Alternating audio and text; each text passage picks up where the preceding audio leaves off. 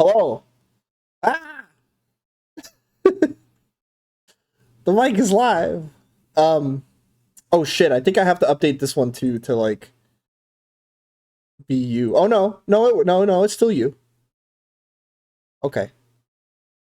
Eric, say What? something so I know your audio is working. Okay, Ah, good. ah, Okay. ah!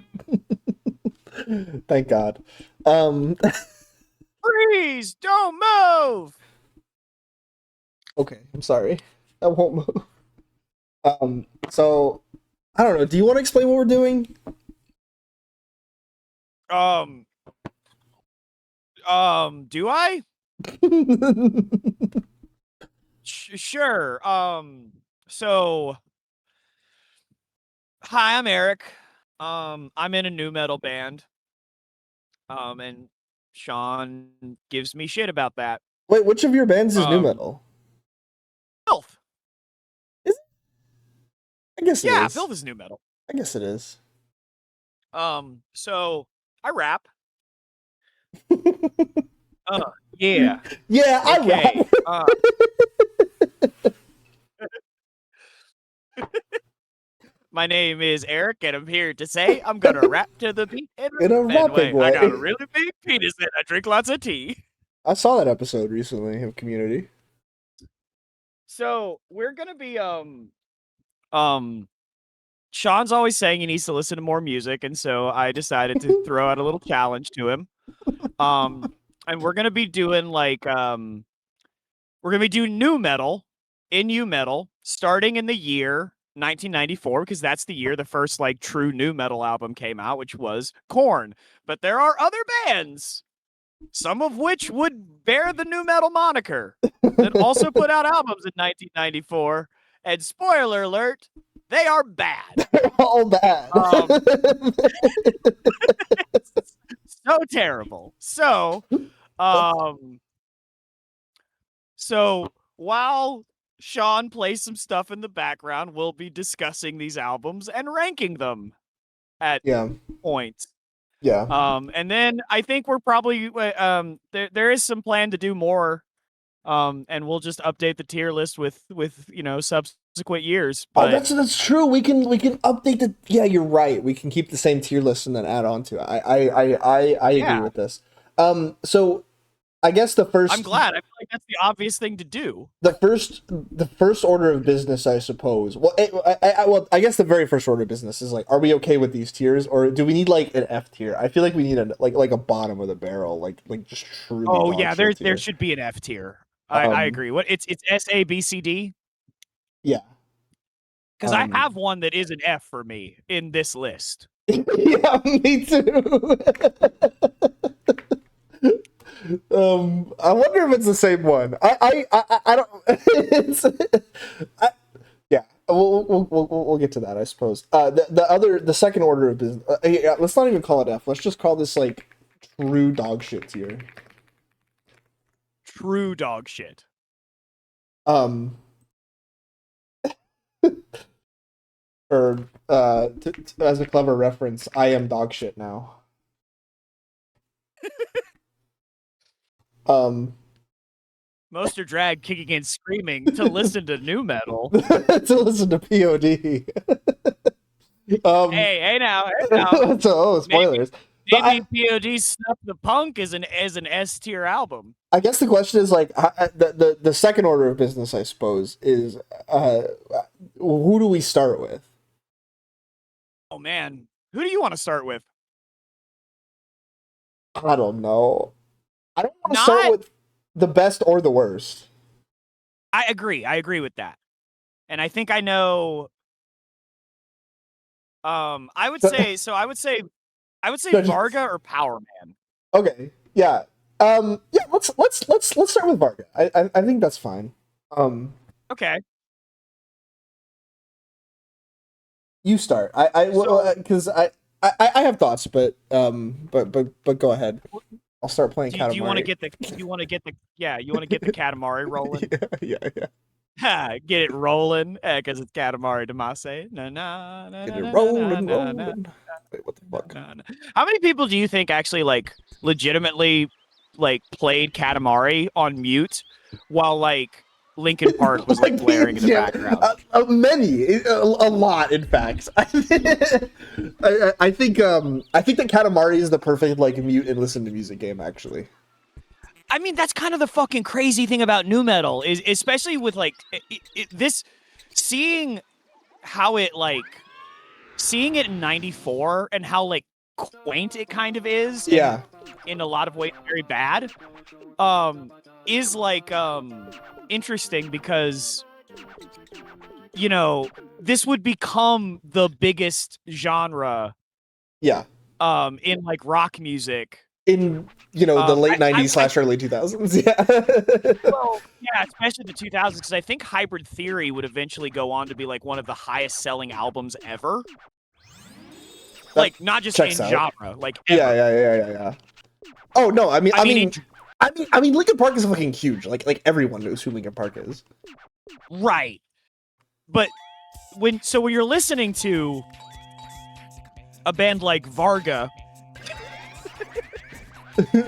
you have to think like something like this would become the thing that represents like an era, but also it kind of goes away pretty quick. I want to say like by 2004, everyone's kind of done with the nu metal thing, and not that there aren't like there haven't been like revivals and stuff in heavy music, but like the it definitely is not the like metal zeitgeist. It lasted for like a good 10 years and then it was done. Yeah, it's about 10 years, and it burned bright, and it burned hot, and it burned out. Yeah. But so I guess the first question is, because I don't think all of the Varga album counts. So what even songs on here do you think count as? Oh, as nu metal? Nu metal. Oh fuck! I gotta go back and look at the track list. Hold on. Also, do you want to stream so that you can see the game, or? I mean, I'm watching from the stream. Oh, okay. So if that's good enough for you, then that's fine. Yeah, it's good enough for me. I would say the first track definitely. Yes, like I would say that. Yeah, for sure, the first track. The first track reminded me a lot of like. I like Freeze Don't Move. Is that nu metal? I don't know. I think it's the rappier one. It's definitely the one that reminds me of like Faith No More, Okay. like epic Faith No More. I guess that's fine. Yeah, I guess that counts. What the hell is the name of that album? I'm sorry. Prototype. Prototype. Self-proclaimed Messiah a little bit. Shit, I have to remember what these all actually sound like. I'm the self-proclaimed Messiah. Oh yeah. They definitely have some. They definitely have some tracks that are like. I will say, that remind. Varga was like more reminiscent to me of like older, like older stuff, more so than like nu metal. No, like thrashy, a little but also like straight up like some like a lot of it reminds me of Dio. Yeah. And like some Black Sabbath stuff, like really old stuff, but yeah, and I did look them up. They put out some albums in like the 2000s as well, but that were much more straight up metal. Literally, they were called Enter the Metal and Return to the Metal. Okay. So that's a little much. I think okay. They're okay. It's really not. I listened to a little bit of them. It's okay. It's not doing anything particularly interesting. But yeah, the 80s is not dead in 1994. No, yeah, no, like, this was very much an 80s album, I think. But like 100%. It's so sad because that's their most boring stuff. Like yeah. Unconscious is kind of a banger. Yes. Like I listened to that. I listened to Varga third. And I think what we will call the worst ones I listened to before that. So this was welcome. Yeah, well, I mean, just like that. Like, it's a crazy start to an album. That opening riff, that like, it's awesome. It reminded me a lot of Taproot. Okay, like, yeah. There were a lot of bands that would kind of be like nu metal and nu metal adjacent, but also had like very like alt rock kind of grunge backgrounds that would do songs that's what Unconscious reminds me of. To the point that I wouldn't be surprised if like those bands had listened to this album. Sure. And then Freeze Don't Move is such a fucking banger. Like, it just goes hard. Yeah. Like I just really like it. It does read a little bit like Mom, I want faith no more. We have faith no more at home. but like it's good. It's like really fun. And they knew that because they put a remix of it at the end of the album. So yeah, true. Yeah, very true. I didn't actually listen to the remix. Is it good? It's okay. There's not much to it. It's whatever. It's fine. Fair enough. Was there anything else that like stood out to you though on this? No, like, it was Self-Proclaimed Messiah. It was really just Unconscious and Freeze Don't Move. The rest were like, were just kind of like blended all together to me. Yeah, I seem to remember because I know you said you only listened to each of these except for maybe Korn like once. Which I probably, that's probably a bad idea. I should probably do that. I should probably listen to them at least twice in the future, just so I have like a... Yeah, I did. The ones that I liked, I listened to the full thing at least twice. And the ones that I didn't like, I listened to as much as I could get through. Well, that's the thing is like some of these were like, I don't know if I could do a second listen all the way through. Oh yeah. But I remember kind of vibing with the Strong at one point, but I cannot tell you what actually happens in it. Well, yeah, that's the thing is like they have these moments of like, oh, they're doing something like interesting and it's like a little different and it's cool and like yeah. But then like most of the album is just like straight up like 80s kind of metal. and not necessarily in a way that is better than what 80s bands had already. Yeah, no, it's very much like it's very much typical. It's the word I would use to describe it. Yeah, I think I remember I think I said to you Varga is someone's favorite band. And that's fine. Yeah. And there's even someone who would say that they're better than Faith No More, and they're wrong, but I get it. Yes. But because I think Unconscious is a banger of a song. Oh yeah, and that song's awesome. Yes. That's a legitimately very good song. Yeah, if it was doing that more, then I would be like more pumped about it. It's crazy because like there's nothing else like that on the whole record. Like it's the only song that sounds like that. I remember I was fucking hammered. I had just listened to the 2 Bad albums, and I'm messaging you being like, Varga fucking rips. And then Greed happened, and I was like, oh shit, I was wrong. Oh no. Yeah.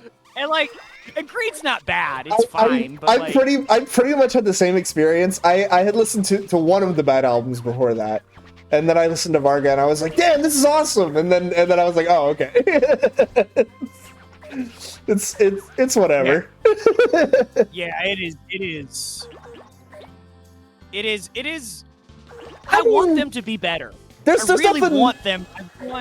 There's nothing wrong. Better. There's nothing wrong with having one good song, you know. Well, two. Freeze Don't Move plus. 2. Yeah. So agreed. You gotta give them that. But, oh man, so disappointing. Like, what a high note to start on, and then they kind of get you back with Freeze Don't Move, but just nothing else. Yeah. Does. It's way too long of an album for how samey it is. I'll say that much. Well, I feel like that's gonna become there's 2 things we've said about this that I think become thematic with the albums we listen to and just become like a 94 thing. Yeah. Which was trying too many things. Yes. And except for one of the worst albums, which doesn't try too much. And is fucking bad. But but trying too many things is a reoccurring theme.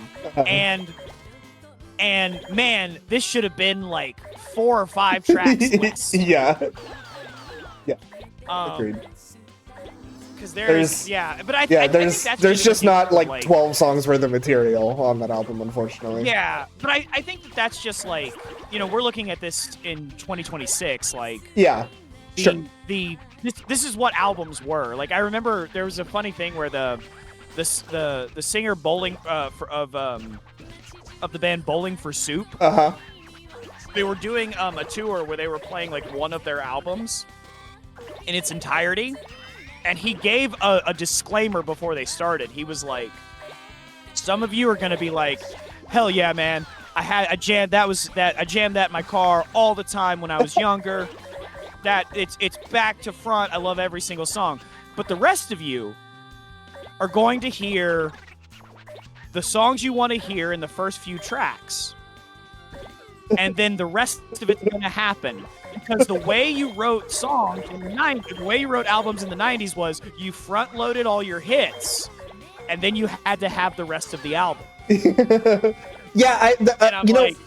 there I appreciate the honesty. Yeah, there was sort of a similar thing recently, because I saw Napalm Death last weekend, and there was a very similar thing where it was like they played like their hits, and then they started playing like some of their like this like older shit, and I was like, oh, this is like different. this is not the same thing. How did you listen here? What did you think of Napalm Death? They were fun. It's definitely not my thing. Like they're not the vibe that I go for, but it was fun. I had a good time. I mean, I'll basically have a good time listening to anything as long as it's like, I don't know, like. Well, I'm trying to figure out how to say this because I'm thinking of one show in particular that I really didn't enjoy, and I'm like, well. Why? The Summer Aloud. Yeah, the Summer Aloud with who was it even? It had I know it had Beartooth, who I fucking hated. Beartooth, Killswitch Engage. Yeah, well, I didn't even see Killswitch. I left before Killswitch. That's unfortunate. Killswitch is pretty good. Alpha was decent actually. Wolf. Yeah, they go hard. I know that the Devil Wears Prada was there. I'm trying to remember who the other band was. They have one of my all-time favorite albums, and then I never cared about them ever again. Who the fuck was the other band? It's their first one. It was the Devil Wears Prada. Was it Bring Me the It wasn't like Bring Me the Horizon or some shit like that. I don't think. What's that Instagram band? Oh, well, yes. TX2 was there. Yes. TX2, yeah. I basically missed their set. Like they were playing when I got there, but I wasn't really paying attention to their set. Apparently, the singer of Beartooth gave them some kind of glowing review. Really? While they were on that too. Really? And I was like, how much do they pay him? How much do they pay him for that? Yeah, that's embarrassing. I mean, I do it all day. All day. All day, I would. Hey, Quincy. I would absolutely 100%. I would absolutely 100%, like, take someone's money to say they're good. Oh, yeah. Absolutely. Of course. But, like, DX2, they're a frequently featured band on, r/crappy music, but, anyway. Oh, yeah, they suck. Anyway, Hi, yeah. Greg. I'll pretty much vibe with anything as long as it's like, as long as I can tell that like someone cared about the music when they were writing it, mostly. You know, I'm pretty easy to please at a live show, but so since we have a couple of people listening and chatting, let's just real quick. You want to recap? Let everyone know what's happening. We're going over. We're going over 90s nu metal albums, and we're gonna put them on a tier list. And we've only started talking about one, and it's Varga Prototype. And I think we both agree there's 2 songs worth listening to on it, and they are Unconscious and Freeze Don't Move. And the rest is fine. The rest is fine. It's not bad. If you like 80s metal, it's fine. It's fine. But it's not doing anything different or interesting or better than people who already did it. If you like 80s metal that was released in the mid-90s. But as much as this sounds like I'm shitting on this band, I cannot recommend Freeze Don't Move and Unconscious enough. They're great songs, yes. They're good songs. Absolutely great songs. I should probably add them to my master playlist. Like they're actually really good. Yeah, they fuck. They fuck. Do you think we're ready to rank Varga? I'm ready to rank Varga, yeah. Okay, let's rank Varga. What do we do if we don't agree on the rating? Do we like split the middle? We fight to the death or something? I don't fucking know. Oh, well, we're not in the same room, so I don't know how that's gonna work. What do you we're feel? Not the same city. What do you I think we okay, I actually do agree, so that's fine. Yeah, I think the two songs are very good, but the rest of it is bland enough that C makes sense to me. But I also don't think I don't think it's like the other stuff, even though I'm not into it, I don't think it's bad. No, yeah, no, it's definitely like a very listenable album. Yeah, I think if you told me Varga's your favorite band, I'm not going to tell you you're wrong. Yeah, no, for sure. It is I would describe most of it as inoffensive. Yeah, no, it's extremely listenable. Inoffensive to really high points. Yeah. But just to sort of I guess forecast a little bit. Like when I'm thinking ahead to like later years, I know what my S tier albums are. So that's what I have in mind when I'm like ranking stuff. And they're Snuff the Punk by POD, right? Is that what we're ranking next? Do you want to get into POD? I feel like no. I feel like we should save POD for a little bit. You're not ready? Are we not drunk? Are we not drunk enough for POD? I think we're not drunk enough for POD. I think next is Power Man. Okay, I can respect it. Freeze Don't Move makes me think that there's less separation between Guilty Gear gibberish lyrics and actual English lyrics than I thought. What do you mean? Probably true. But it's a banger. It's a banger, but there's some truth to that, I think.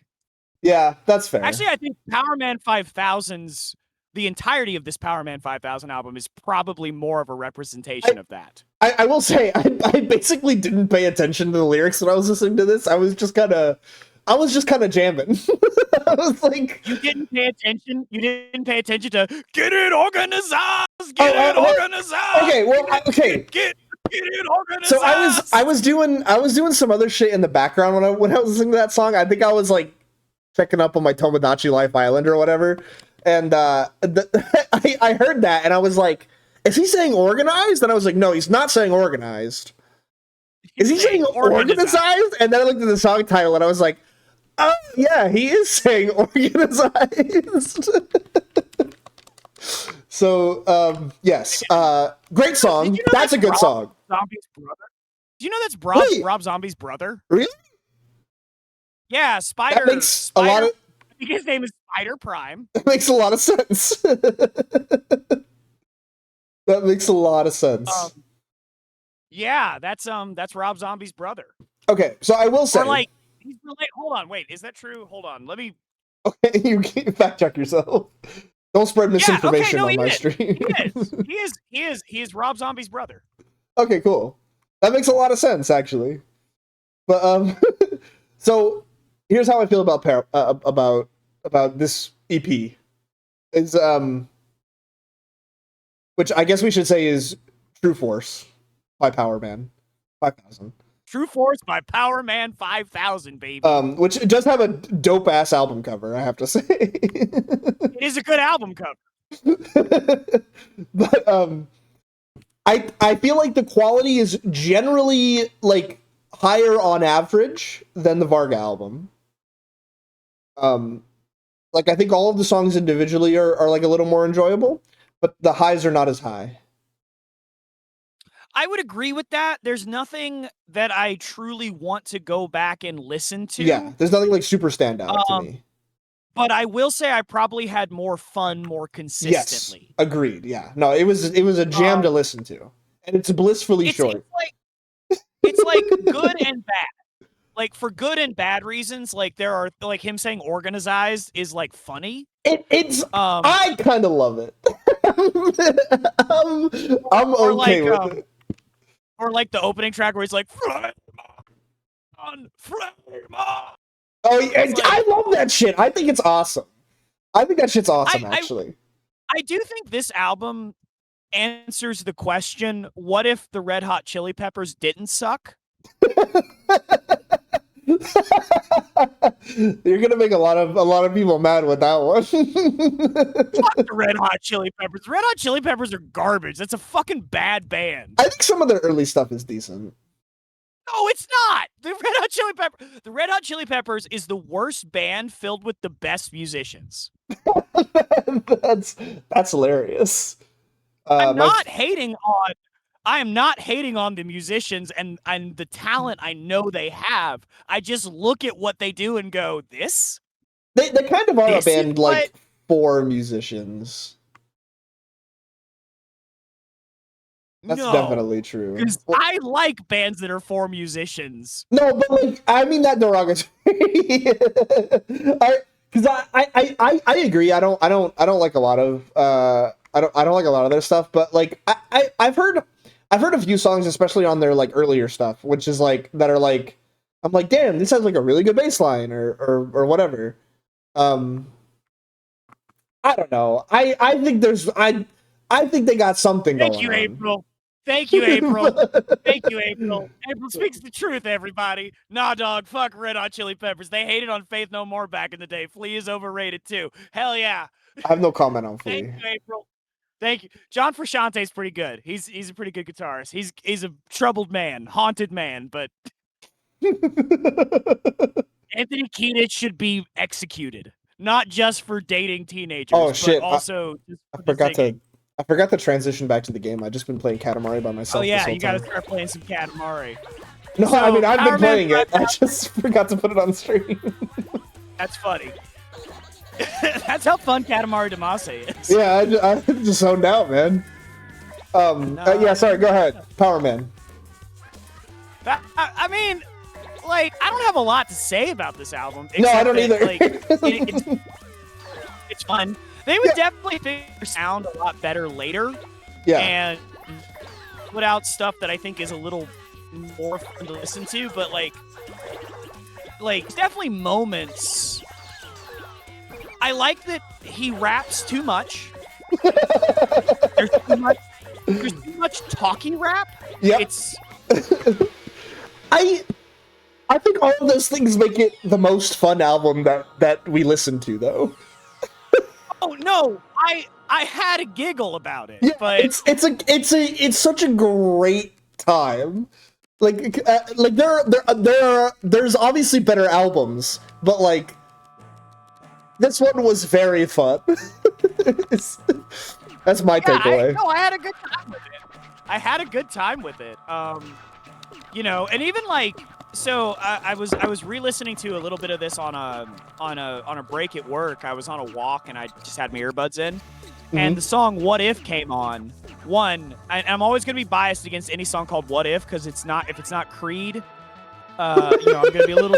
Yeah, you're welcoming the comparison to Creed, and that's just not a good idea for any band. But they didn't know at the time. I think Creed's got a couple more years before. Yeah, I think that's right. No, I think you're right. That is a good question, though. 97. Okay. So, yeah, we got 3 more years before Creed. We got 3 more years before they invented good music.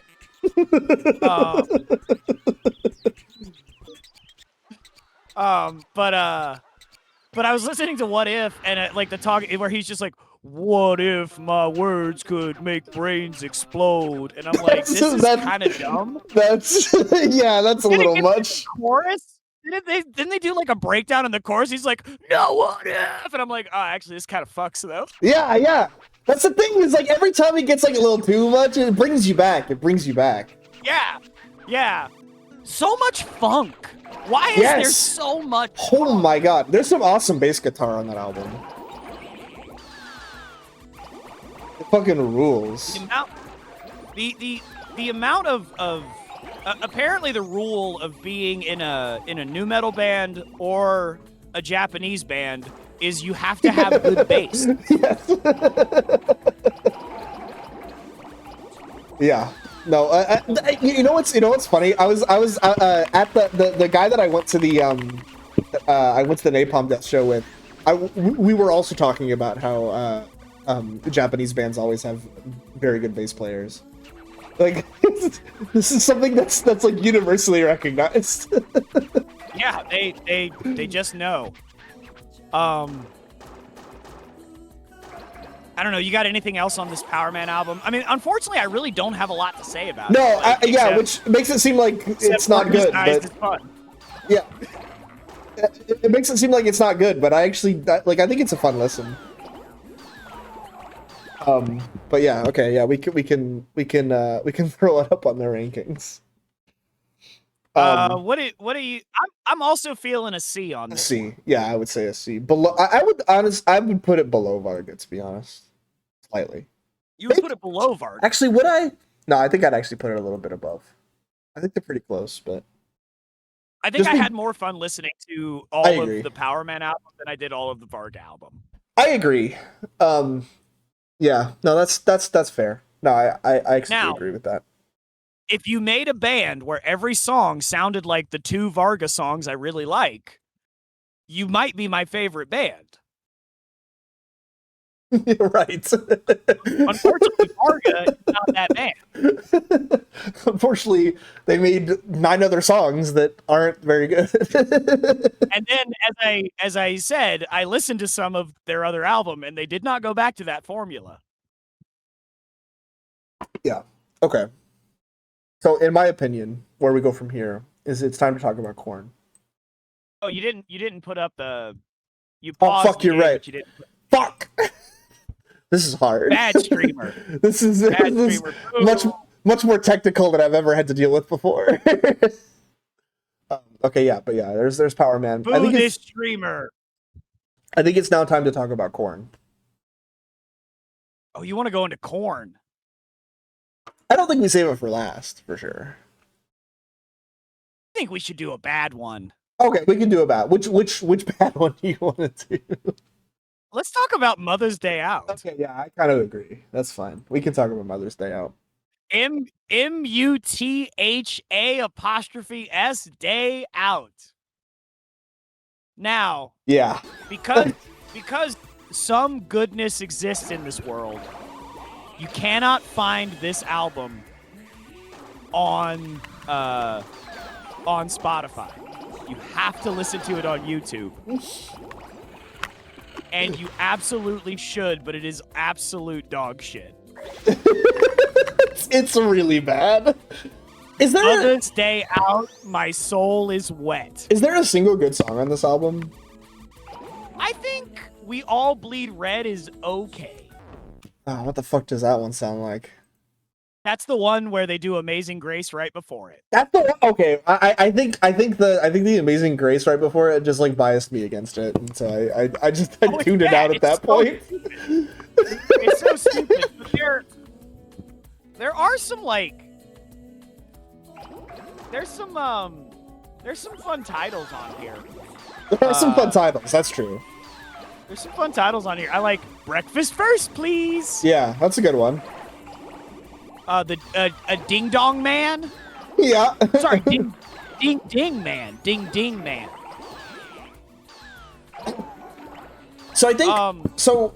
Unfortunately, the thing with Mother's Day Out, I think, is that like I think it embodies all of the worst things that nu metal inherited, like going forward. it embodies the worst of a lot of things. Like they really remind like a lot of their stuff like really reminds me of when I was listening to Mushroom Head, like in a bad way, in a very bad way. Hey man, we get to get into Mushroom Head in '95. Yeah, it makes a lot of sense because yeah, they're very reminiscent. I guess Mushroom Head is more so reminiscent of them, but yeah, no, it's very much like it's very like melodramatic in a very like unearned cringy way. It's just it just doesn't work. My initial reaction was, I have known way too many local bands that sound exactly like this. Yeah, that's also true. And there's a lack. There's such again, one of the themes of the evening. There's such a lack of focus. Mm-hmm. Like, it goes all over the place. But it, unlike say like. Because, like, Power Man does that a bit, and Varga does that a bit, but, like, they kind of know what they're doing with it. Yeah. These guys don't. No. They're just throwing shit out there, man. Like, there's sung parts that are just, like, actively bad and kind of out of key. Like... Yeah, it's... And so, like... I even say, like, the one song that I think was kind of okay was We All Bleed Red, and even that one I was like, this is about something, man. Like, it's about racism, man. Black or white, we all bleed red, man. It's like, you don't have a dark person in your band. Yeah, I think that's part of the problem is, like, the whole album is, like, so self-serious, and for reasons that are unclear. Like, it's so self-serious, but also kind of not. Yeah, it's strange. Like, also, Quincy redeemed a "You're Stupid," but I don't think I ever heard it. No, you won't. You won't. You won't, and I have the stream muted, so never mind. The stream should hear it, but yeah, we cannot. That was because you don't know how to stream, by the way. That's when that happened. Yeah, I'm aware. I'm aware. Thank you. Okay. I just want you to know your failings. I'm gonna write a new metal song about this experience. I mean, that would be very in line with Korn, but we'll get to that later.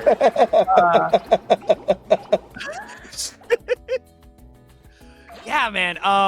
No, Mother's Day Out was bad, but I was having fun listening to it. It's true. It's bad in almost kind of like a The Room kind of way. Yeah. It's bad in a way that's like, haha, this is silly. Yeah, I am having a degree of fun listening to it. Although, admittedly, my second listen, and I did not get through the whole album on my second listen. My second listen, when I was sober, I was far less amused. That's fair. Yeah, no, I mean, I did listen to it sober, but I did only listen to it once.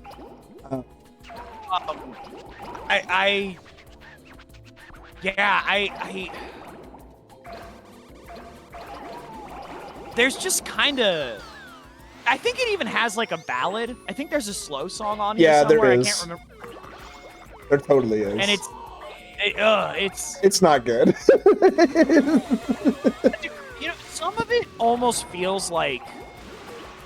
Well, but that's the problem, though, is that, like there's no difference to me in my mind between the ballad and, like, everything else. Like nothing's particularly heavy. Nothing's particularly, like, you know, melodic. It's all just, like, muddy and whatever. Like, yeah. The recording quality is not good either. Yeah. Like, it's not well recorded. So, as far as, like, a musical experience, other than just kind of laughing at someone's pain, like, what does this even get you? Now, I will say this. the comment section on the YouTube playlist I was listening to it from. Oh, he's so cringe. Very positive. Very positive. It's so cringe. Just a lot of people being like, man, fuck modern music. They don't. Yeah, make I it know. like this anymore. It's so funny. It's so funny. Like you can tell that it's people who like listened to this band when they were like 13 and like they've never listened to anything else. They stopped there. I mean, so is this the only band they've listened to? Because like, again, other than like a plethora of local artists I've had the pleasure of playing with, what the fuck does Mother's Day Out sound like? Yeah. Like, No. There's just nothing in Mother's Day Out that you couldn't get from another band better. Yeah, it's the Anthrax style of rap, but they don't know they're bad at it. It is the child that the Beastie Boys should have aborted. Which one band, so true. which one band on this tier list would be upset about?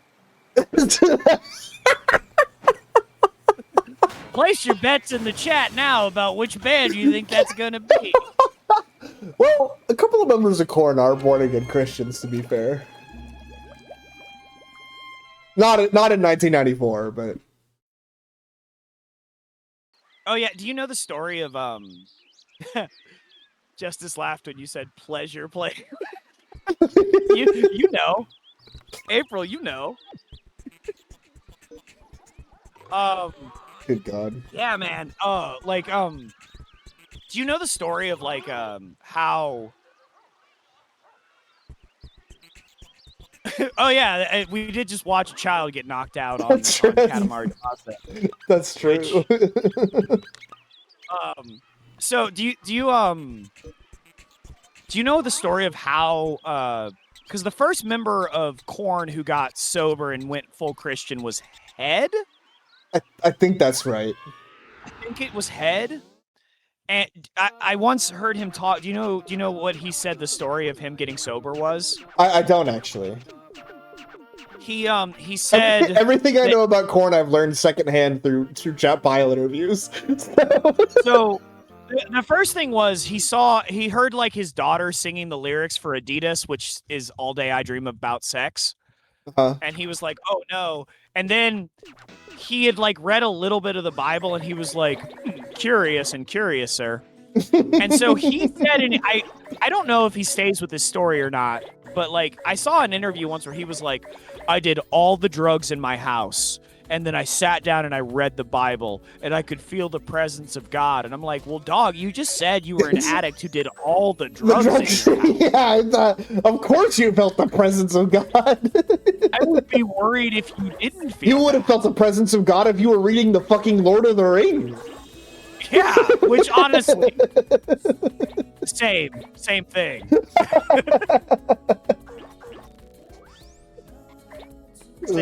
Praises be to Tolkien. Yeah. Oh yeah. Absolutely. I feel like we're off topic. Well, I mean, yeah, that's fine. That's fine. So that's the story of how Head got, and I think they all are now. Like I feel like I saw a clip of them like before. Like, I know at least one other one is, but yeah. Yeah. Fieldy, I think Fieldy just. Bye, Quincy. Oh, bye. I think Fieldy also he wrote a book called Got the Life, which I haven't read it, but it gets advertised to me on Spotify as I listen to Korn self-titled. I think he also, because he also left. I think I don't think Fieldy is in the band, so their original bass player is not in the band either. Oh wow! You know what? Also, another problem with Mother's Day Out: no standout bass. That's true. That's damn true. Holy fuck, you're so right about that. No standout bass. Yeah, Trying to think if that Varga sucks. did. I don't know if Varga had a standout. Well, yeah, Freeze Don't Move is kind of big. Yeah, Freeze Don't Move. Yep. It has some bassy stuff. Yeah, for sure. They're just decent enough that you don't need to focus on one instrument. Like you can just tell that like the guys in Varga are like decent at what they do. Yeah, yeah. But man, yeah, fucking Mother's Day Out. Mother's Day Out is dog shit. It's not my least favorite album we listened No, it's not. Okay, I'm glad you agree. 'cause at least I had a giggle. Yeah. It gave me a giggle. I had a giggle. There's a couple parts in it that give me a giggle. If you can find the humor in dog shit music, Mother's MUTHA''S Day Out, My Soul Is Wet. Give it a listen. Okay. All right. I guess it's probably time to is it time to rank it? Time to rank it. Let's tier list it, baby. Let's go. Dog shit tier. Bottom. Mother, you think it's dog shit? I think it's dog shit. I don't actually think it's dog shit tier. I think it's D tier. I love it, but I think it's dog shit. I don't think it's no. I think you're not appreciating how bad dog shit tier is. I think we're gonna have a fight later on an album then, because you only POD is dog shit tier? Don't spoil. POD might be the good one. What? Yeah, between Corn and POD, the good one is POD for sure. I feel so alive. You okay? Then are we putting both of them in dog shit tier?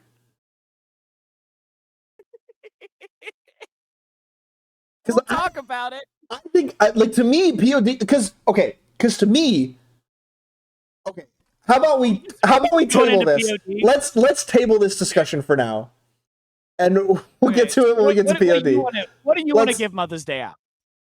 I would give it a D, like a low D. I want to give it dog shit because to me it's kind of like looking at something like The Room and being like, I love watching it, but it is a 1-star movie. But like it's bad. Okay, so we have a disagreement about how to rank then. Well, we look at it differently, but like to me it's like, I have some fun listening to it? Yes. Yeah. But like as close as I can come to objectively, I say that we table it for now. It's pretty dog shit. We table it for now, and let's do Corn, and then we can finish. You're gonna be so mad at me. We can finish this at the end. So mad at me. Okay. Corn is the good album. Okay, so we have to address the elephant in the room. Yeah, what's the elephant in the room? I think both of our favorite song off this album, we can't say the name of. It's not the only song that I think is very good on the album. I agree, but my favorite is. So we're gonna say Faget. Yeah, well, that is how it's spelled, to be fair. Faget. Yeah. So.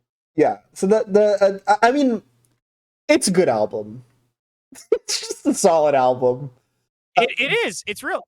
Honestly, Blind is not even my favorite Korn song, but as a song to start an album, it's a great song to start with. Has to be a top 10, top 20. Fucking awesome song. Blind is such a good start to an album. Are you ready? It's awesome. I mean, it's so. I mean, I think the whole like first like half of this album is like is super strong. Like I agree, except for maybe Divine. I agree. Yes, but like Blind. There are parts of Divine that are very good, but there are parts I do not like. I sort of agree. I don't find anything particularly offensive about Divine. I think it's fine. But like Blind is awesome. Ball Tongue fucks. Ball Tongue is so good. Yeah, Ball Tongue's awesome. Ball Tongue is absolute madness. Nietzsche's pretty good too. Nietzsche's pretty good. Clown's really good. Clown fucks. I love Clown. Pache is the best song on the album. Yeah. After that, it gets a little mixed for me. I'm not huge on Chutes and Ladders. I like Chutes and Ladders, but as we discussed, I think it's just because I really like when the bagpipe is joined by the bass and the guitar. Yeah, and it becomes very like that's cool. That's true. I just find the whole thing very silly. The lyrics are bad. The lyrics are stupid. Like it's a stupid idea. It's a very silly song. But yeah, no, I mean, it's still not a bad song. Like I enjoyed listening to it still. So I mean, I think this album does suffer from the same problem Varga has, but less so. Where I will be honest, predictable, fake, lies, and Hellbent in the Bush. I can't even think of what those sound like. I like Fake and Lies a lot. Not a lot, but like I like them decently. They're not bad by any means. When I listened to them, I didn't dislike them, but that was when I started kind of checking out a little bit. Fake in particular, like bad. really sticks in my head. I don't remember what I really don't remember what Fake sounded like. But now that's that one. Wait, do that one more time. I don't actually know what the lyrics are. Hold on. What are the lyrics to Fake? Kron. I looked up Kron. You're not even playing. Oh, there it is. Katamari's back. Okay. Yeah, I was gonna say you're still a video game streamer. Fuck. What do you think? Oh, I have considered messaging you. Okay, so the PS1 came out in 1994. Uh-huh. I have considered messaging you a list of games that came out like were day one releases. That's a good idea to do that. You needed to play one of these, but there weren't a lot. But maybe for 95, maybe for 95. Yeah. You should do that. That'd be fun. I love PS1 games. But Tekken was a day one on the PlayStation. So how many motherfuckers were like slamming Tekken and jamming this out? Jamming the corn? Yeah, hell yeah, dude. Dude, that's how that's a fucking that would be a core memory right there. Fucking doing the Law's triple kick while like I'm just a pretty boy, whatever you call it. Oh my fucking god, that sounds awesome. I will say, because I'm a notorious corn hater. I'm not big on corn, but like maybe it's just because I listened to 2 dog shit albums before it. But like, oh my god, the first corn album is actually so good. Like if you like dark, moody, ambient metal today. Korn absolutely walked so those bands could run. There are parts of this album even that like lose me a little bit.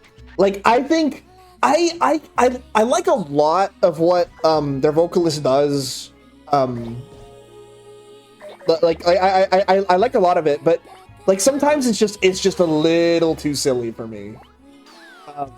Yeah, well, and the lyrics are man, I don't know, because they're not as bad as they can be. I'll say that much. they're honest. I never feel like Jonathan Davis is not being honest. Yeah. But sometimes I think his honesty, he thinks he's being badass, and it's not. Yes, I agree with that. I think they're at their best when like they're not trying to be badass, and like it's just kind of like it's more I guess vulnerable, I guess is the word. Right, which I love, which I really love. It's just there would be artists who would do a similar thing later. I mean, I'll just say chat pile. I'll just say it. Like there'd be artists who do it later, but like it doesn't come off as quite as cringy as it can with Jonathan Davis. But I'm gonna fully admit some of that might be hindsight. I do think this album is doing something so much darker than really anyone had done before. Yes, I think this album is very new for the time, for sure. even like death metal, which had like the super gory covers and stuff, I think always felt like fantasy, except to like, you know, like Tipper Gore. But like, but there's your Tipper Gore reference for the day, kids. I mean, even like you know, like thrash stuff was always like, it was either like nerd fantasy shit, or it was like, you know, like more like I guess like high-minded political stuff. You know, it was like like you don't get a lot of this like really like personal stuff with like early metal. Right. Like I really am hard pressed to find a metal band. Like, yes, I think there's some grunge and there's some like 90s fem rock that does do the very vulnerable, honest stuff. Yeah. But like metal bands being like, I was picked on a lot and made to feel like a piece of shit in school, and that's what I write about. I just don't know who else does that up to this point. Right. I'm sure there's someone you can point to, but like, I mean, I guess Metallica wrote The Unforgiven. That old man here is me. But it's not a good song, so. But I don't even. But even that one is so couched in like metaphor, you know? Yeah. Well, until James Hetfield decides to explain the metaphor to you by saying the old man here is me. Oh, April brings up Nine Inch Nails. Brings up Nine Inch Nails and Trent Reznor, and I would say that is like the only other, especially artists that had any mainstream success. Yeah, I would say Trent Reznor and Nine Inch Nails is the only. I really gotta listen to some Nine Inch Nails. Nine Inch Nails fucking rules. Yeah. Yeah, I mean, I think that there's a reason why this kind of stood the test of time. I think there's a reason why this is what invented nu metal. Oh, yeah. 100%. And would become sort of the prototype for it, unlike Varga, which had an album called Prototype. Because, I mean, there is, like, love it or hate it, Jonathan Davis and the whole band are going for something. Yeah.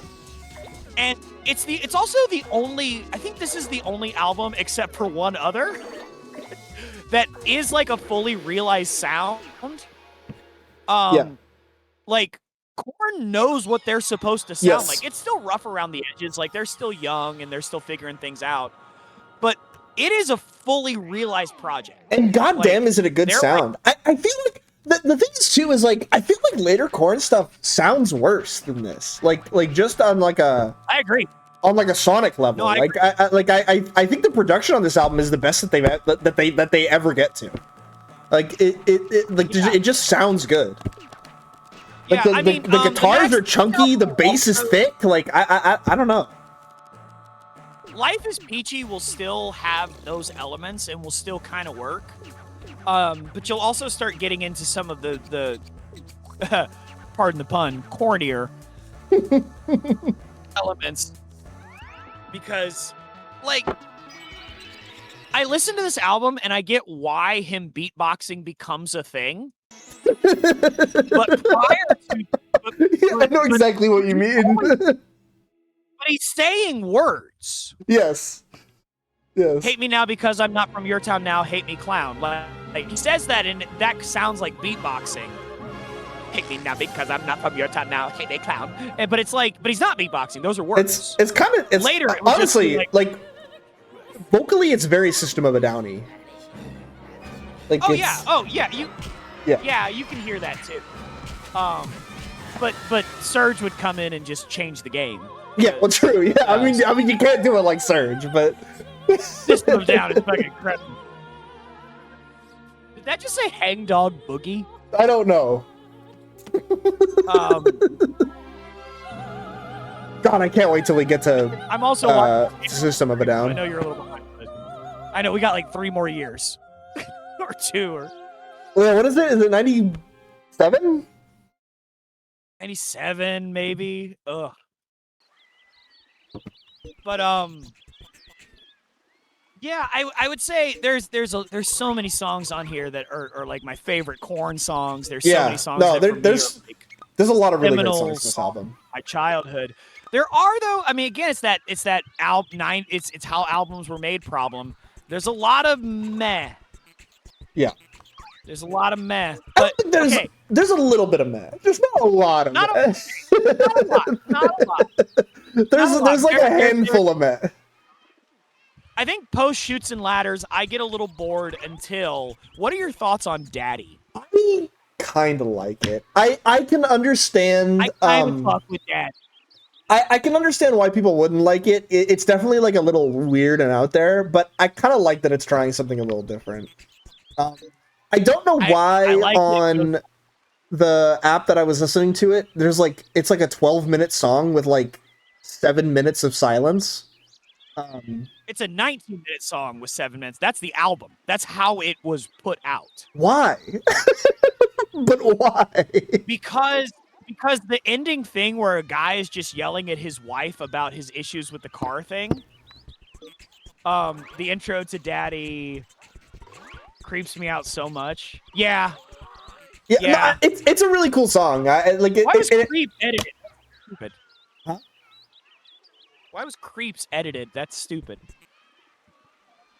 Oh, it was? Yeah, the intro to Daddy creeps me out so much. I thought she was saying fucks me up so much or something, but it edited creeps. Oh, I don't see that at all. I just see creeps. What? Wait. No, I had to click it and say no. I see. Oh, I didn't know you had. I guess I gave you permissions or something to do that. Sorry. I like. Yeah. I like no. I actually do like it. Yes. I think it's I mean it's one of their more like vulnerable songs where they're not trying to be badass. So I kind of I enjoy that. I like it. Like it clearly comes from like it definitely comes from a dark place. Yeah. And I appreciate that. Yeah, even some of there's a couple of lines like even in songs I like where like I feel like the cadence is a little off because Jonathan is trying to say something and like what he wants to say doesn't quite fit the rhythm. Yeah. And so the cadence isn't perfect, but I like that he's just like, no, this is what the song's about. This is what I'm going to say. Who else does I'm going to that? say what I want to say. I do know who else does that. I remember I said to you, I said, Daddy walked so that Grimace JPEG could fly. It's so true. I'm gonna grab a drink really quick, by the way. Sorry. But I'll be right back. Okay, I'll talk to chat. Hi, chat. I also agree Baltung fucking rips. There is not a song there. I think you're hard pressed to find a song that sounds like Baltung. I think Baltung is so unique, and what Jonathan Davis is doing vocally is insane. It's so good. Absolute ripper. Don't like all of the thing the thing in 2026 that you have to overcome listening to Korn's debut album is the slurs. You got to get past it.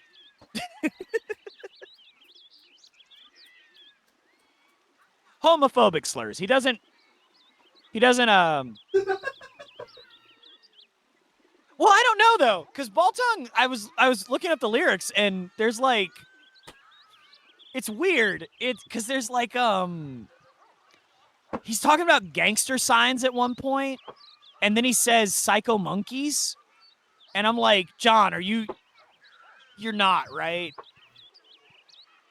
Like you're not, right, John? Like that's not what we're doing? I hope not."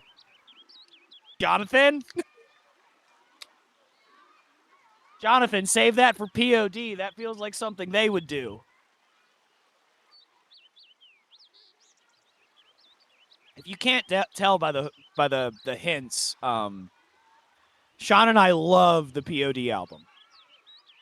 Yeah, he does several times in Baltung. That's the last word in Baltung. Yeah, he does drop the D slur a lot in that song. Actually, I want to pull up the lyrics for this, and I'm going to be careful what I actually read. But I have to say, I don't super mind the slurs. I don't know. maybe in Baltung that it is, but like No. I don't feel like they're super used in like a mean-spirited way, but The thing, especially Faget, yes, I think that he is talking about tough guys at school who call you gay. yeah, yeah, right. That's how I And understood so the usage. he's turning that language on them. Right. There is this one line that I recently learned from the ending of Baltung gets so fucking crazy. I love it so much. Yeah. But tell me what you think of this. So he says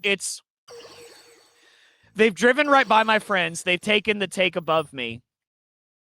They're a psycho monkey. They've come to enslave me. They've jacking themselves onto me. Your fucking gangster signs. They've come not to save them, but they take fucking death to fucking me. So first of all, I did when I was listening to it really latch onto the phrase "they've jacking themselves onto me." That's a fucking awesome line. Yes. That's an awesome way to say that. I did hear you talking about the Psycho Monkeys line, because I have Bluetooth headphones. I don't ever stop listening, bitch. I heard you laugh at one point, so what do I think of it? Like, I don't know that I think it's like racist. I don't think so either, but there was a part of me that's like, but I don't know. Where's corn from? That's good. It's got to be somewhere in the Midwest, right? Oh, California, Bakersfield. Oh, okay, they're from California. It's close enough. Yeah, that's Midwest, California. What's the There's like a map that's like that's like which states are in the Midwest. It's like which states are in the Midwest, and like every state just says maybe. Yeah, that's how I feel. I learned recently. I was looking at a map of this at work because they were working on a thing. I don't even know what they were doing, but they were working on a thing and they needed to know what the Midwest was. And I said, I think Oklahoma is considered the Midwest. I agree. And well, okay, but some people would say the South. Yeah, so some people would say the South. But I had a child argue with me in a class when I was teaching who swore and showed me proof that Oklahoma is considered the Midwest, but then we found a new thing that said it's not, it's the South. I always say that I'm from the Midwest. But maybe I'm crazy. Well, we're being punished for thinking about Oklahoma. That's true. Chat Pile's from Oklahoma. I know! How can I not think about it? I've never been more proud of my home state. I've never been more willing to introduce myself as someone from Oklahoma than after I've listened to Chat Pile. Finally, we have a thing. It isn't Rascal Flats. That's what every one of these streams is going to be, by the way, is just us finding ways to talk about Chat Pile more. Oh, dog, all day. I love Chat Pile. All day. And I would say that they're in the new metal lineage, in the genealogy. Oh yeah, absolutely. One clangy, cool ass bass. Yep. God, Stin's bass tone is amazing. I don't know how they do it. I don't know if I ever told you this. I showed Chat Pile to Greg. Hell yeah. I don't know if I ever told you this, but when I went to see Chat Pile, I went with a couple friends, and we were just like chatting after their set. And piling? Yeah, we were chatting and piling after their set. And my friend Keon looks at me and he's like, hey, he's like, what do you think about, or it was me and another guy, and he was sort of talking to both of us, but he was like, you know, what do you think of their bass tone? Like, I was like, I think it's a really cool bass tone. And Stin was like right behind me.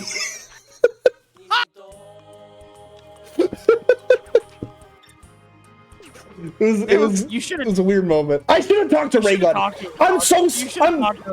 They're so approachable. They're I'm so nice. I regret it every single day that I didn't talk to Raygun. They're so nice. I need him to know that I love him and I want to wear his skin. Just go up to him and be like, "Hey, remove your skin, please." Hey. I will say, you know, at first I wasn't crazy about their EPs. I've come around on the EPs a lot. There's really only like one song on each EP that I don't care for. I really gotta go back to their earlier catalog. And do more with that. Anyway, I have my 6 a.m. alarm set to play a random chat pile song from Spotify. And that gets you some diverse results, let me tell you.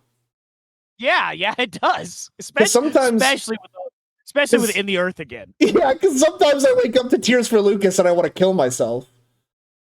And sometimes I wake up to sometimes I wake up to Crawl Space, which it just starts with Raygun immediately like, all I want to do is it's like, well, holy shit, man.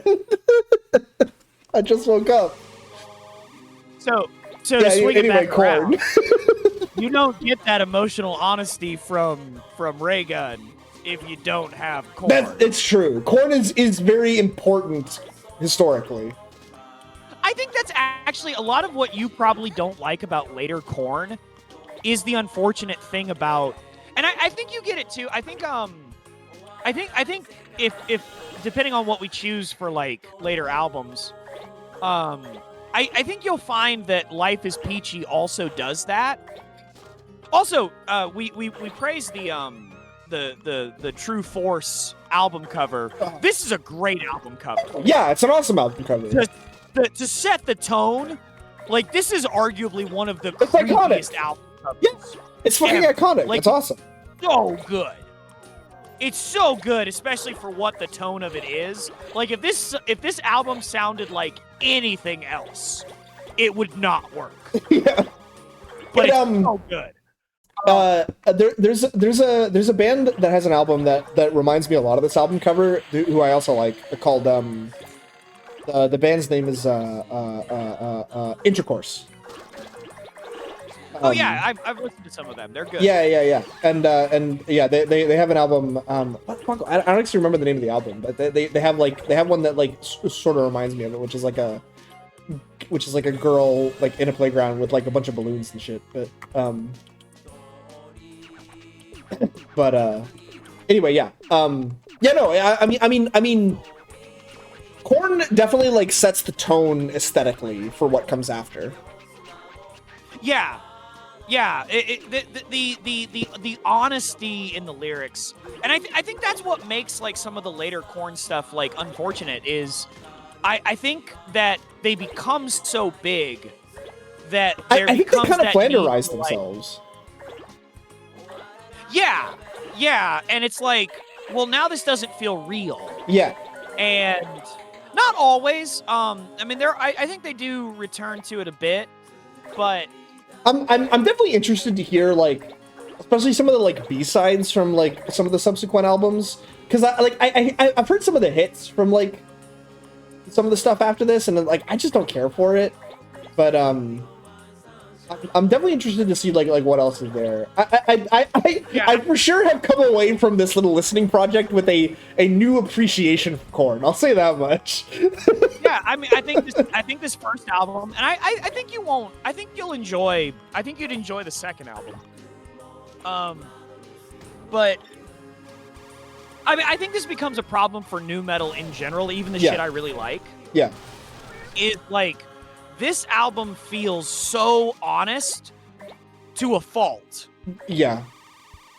And then, but that becomes because this genre becomes the biggest thing in the world, that it's almost like, even if I wasn't bullied in high school, I have to pretend I was. Yeah, that's so true. Oh my god. You're so right.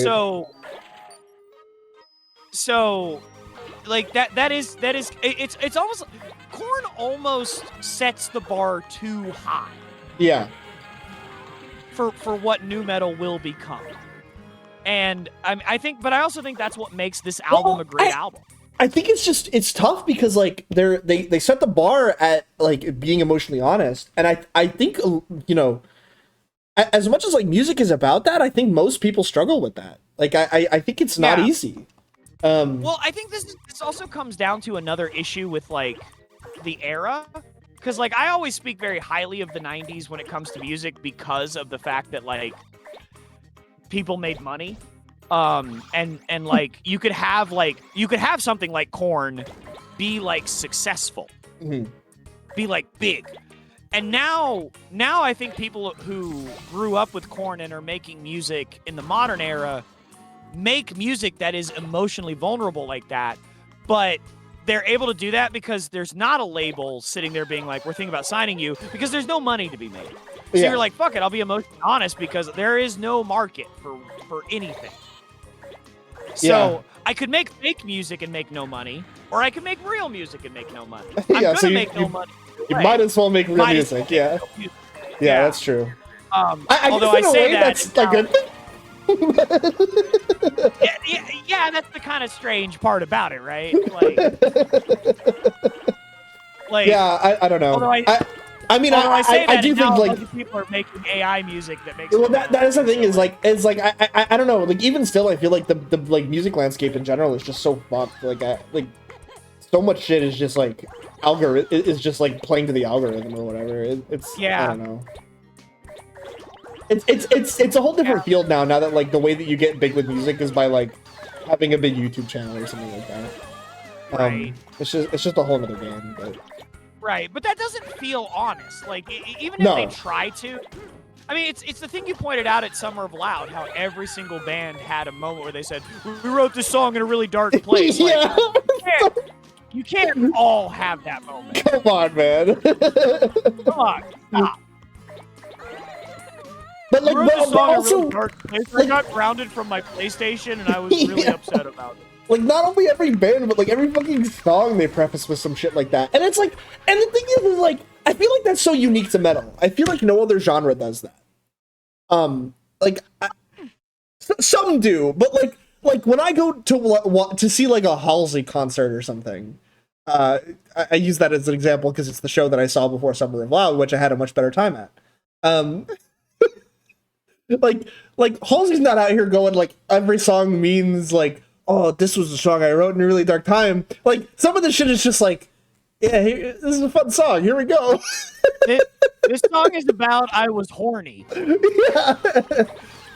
Here we go. Yeah, no, well, I do think that is a problem overall in metal, where it, like, revels in the suffering so much that it's like, all right, dude. There's like a pressure to be serious that, like, I think kind of ruins High school was 20 years ago. Stop. Yeah.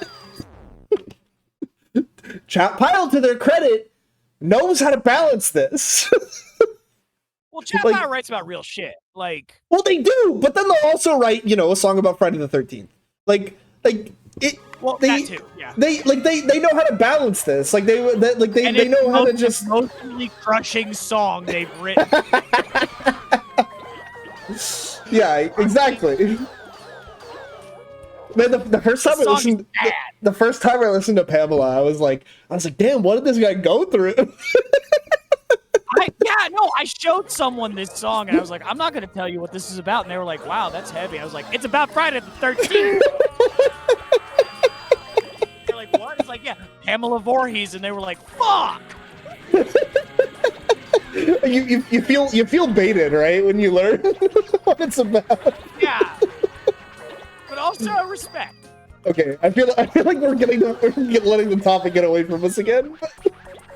Yeah. What do you? You've been very positive, so I want to know, like, what do you hate about this album? I don't think I hate anything about the album. Well, really? I don't know that I hate anything. I know you don't like Chutes and Ladders. I don't like Chutes and Ladders. I think the whole, like, doing little, like, children's rhymes thing for lyrics is stupid and sucks. Nick, paddywhack, give a dog a bone. I think that shit is super. It's just cringe for no reason. Like, it serves nothing. It's just bad. But Yeah, I think that sucks. I think there are like a couple moments on the album. I couldn't even name them to you. Like like they don't really like stick out that much. There's like a couple parts where I think the vocals are like a little silly and kind of distract from the song a little bit. But Yeah, in general, I will say that upon because I knew I was gonna like a lot of this just yeah, because I've always liked this album. yeah, So I tried to approach this a little more critically. And there are some lines that, even though I appreciate how like honest he is, there are some lines that just don't hit, like cadence wise, yeah. or and there's just some like I love clown, but like the tough guy stuff is just It's so silly yeah, sometimes. for sure. But I still love clown. I still love that Oh, song. it's a great song. Yeah. And the little intro to it, is so funny. Yeah. Four. Yeah, no, like there's really not a lot to dislike on the album. Like these are really nitpicks. Like they're just things that kind of annoy me. But apart from Chutes and Ladders, which I think might like genuinely be bad in my eyes, but Man, I still kind of like Chutes and Ladders. Like I don't know. I mean That might like, be that might be a little nostalgia blindness. instrumentally they have a great tone in general, so like I can see why you would just vibe to the instrumentals of the song, but like Yeah, like it fucks. the lyrics are just, like the lyrics and are just so distracting to me. But but yeah, no, I mean, I knew that I liked the first Korn album. I've never listened to it all the way through, and I've definitely not heard like all of these tracks before. But like I knew that I really liked Faget, Faget.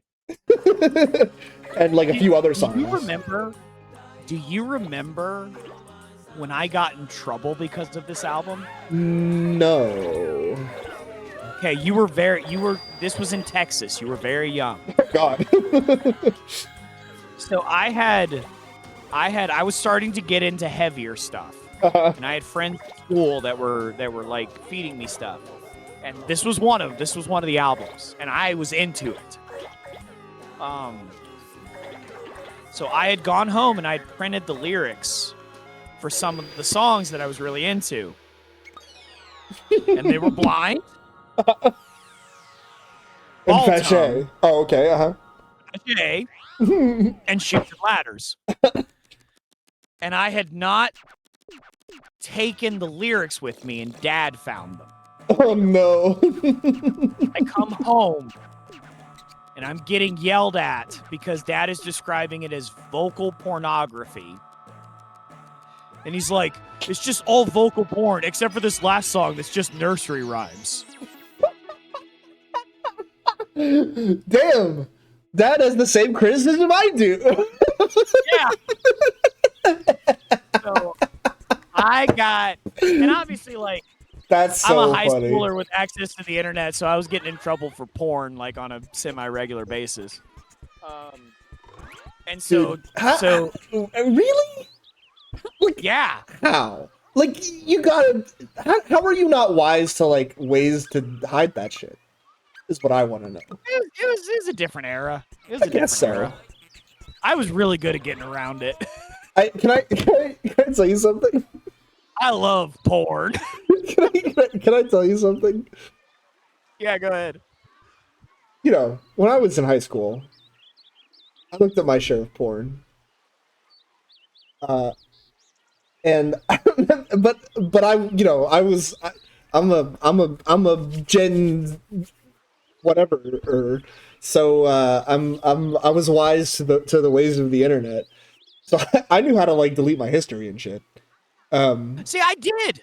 I just forgot things, I guess, sometimes. Oh, okay. Yeah, no, I was diligent about it. And I knew how to do it without like wiping the whole history because that would look suspicious. Yeah. Um, uh, uh, and I remember I like came home one day, and Dad was like looking. He was like, I looked through your history today, and I was like, he's like, I just want to let you know, I'm proud of you. You fucker. You fucker. And I was like, oh. You fucker. I got in so much trouble. That was because of me. He 100% said that because of me. I got caught with porn so much. I was like, yep. I'm a good boy. Oh, you fucker. That's so funny. That's so funny. Okay.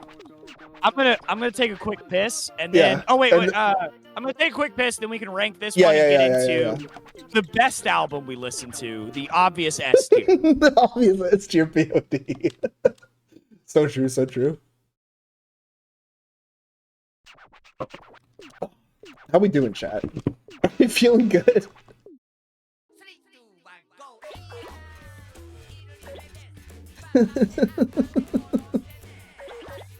I'm having a great time personally.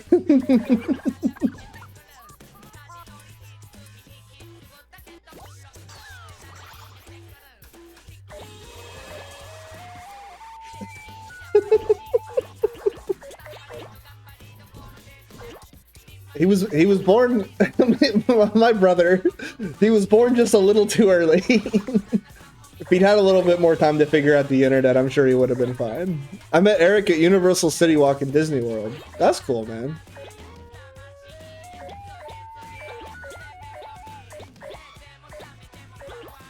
I don't know. Have I met you in real life? I don't know. I may or may not have. Greg's one of my homies from the wrestling role playing that I do. So probably I haven't met. We have met in person. That's not how we met though. We met through. Have I met in person? Okay, I haven't. You haven't met Greg. I didn't think so. Well, hi, I'm Eric. Maybe soon. I'm Eric's little brother.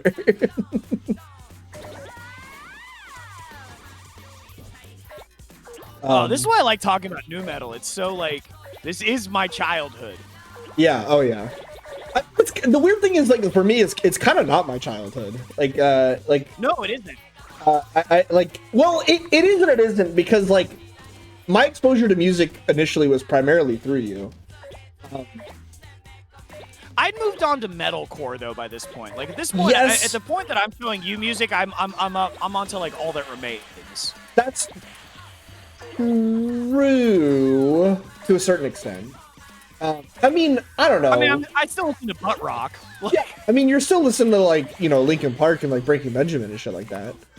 And Creed. Every day. I just remember it's weird because my gateway into metal was really through thrash. Like I remember like we were listening to like Metallica or something, and then I got really into Metallica. And then from there I got into Slayer, and like that's how I kind of got into like more extreme stuff. Well, so because our parents were religious, and like I have a distinct memory of doing something in the restaurant with our cousin Adam when we were renovating the back area to eventually turn it into the restaurant. And Adam is playing like Black Album. He was playing the Black Album. The worst Metallica, the worst old Metallica album, yeah. Well, I remember at the time. At the time, I loved Unforgiven. Yeah. Like, I mean, if you've never heard something like that before, it's like mind blowing. But I'm 10. Sure. And my parents I also liked the Unforgiven when I was like 12 years old. Yeah, I mean, because of nostalgia, I still like it. I won't listen to the Unforgiven Part 2 though. So, I mean, I have listened to it, but I don't listen to it now. There was a point in high school where I liked that song too. Why am I fucking pretending? But we were all lame in high school. It's okay. But yeah, like mom and dad were very like anti that, which is strange because I feel like that has to be more of a dad thing because later on in life I was able to get like me and mom went to Shinedown, and I know Shinedown hardly like like her fucking heavy metal, but at her fucking what do we even call it? her wake. Well, yeah, whatever. Like her playlist was on, and I was like, damn, there's some heavy stuff on here. What the fuck is this?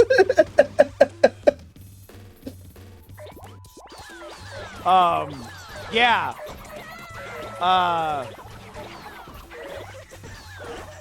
right, what do we want to rank this Korn album? Oh yeah, true. I think you might be surprised what I rank it. Hit me with it. I'm saying A. Yeah, that's what I would rank it. Okay, cool. Cause there are tracks on it that even though like obviously like I have to rate it high just for like the effect it would have on music. It's crazy to watch you roll into this room and just start like fucking up children. Oh shit! I didn't transition over to the There we go. Yeah, no, I agree.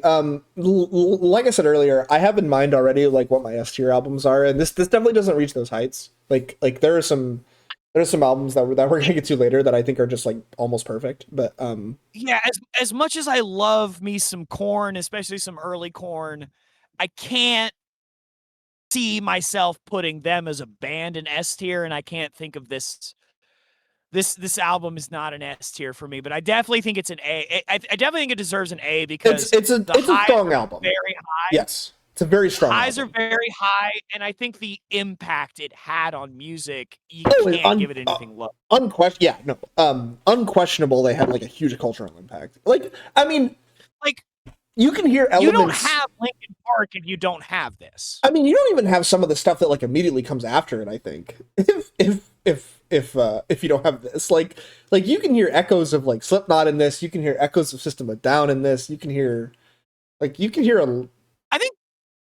I think Corey Taylor said in an interview recently that he was like, he talked about hearing Clown at like a party, and he was like, "What the fuck?" It makes sense. Like I think like especially the first Slipknot album, I think is like very reminiscent of this kind of thing.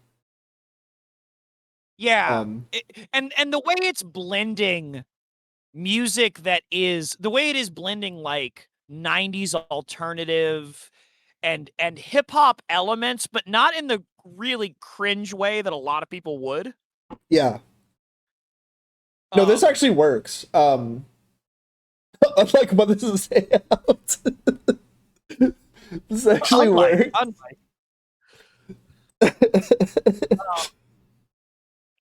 Like the way it's blending like those grunge elements and hip hop elements with extreme metal.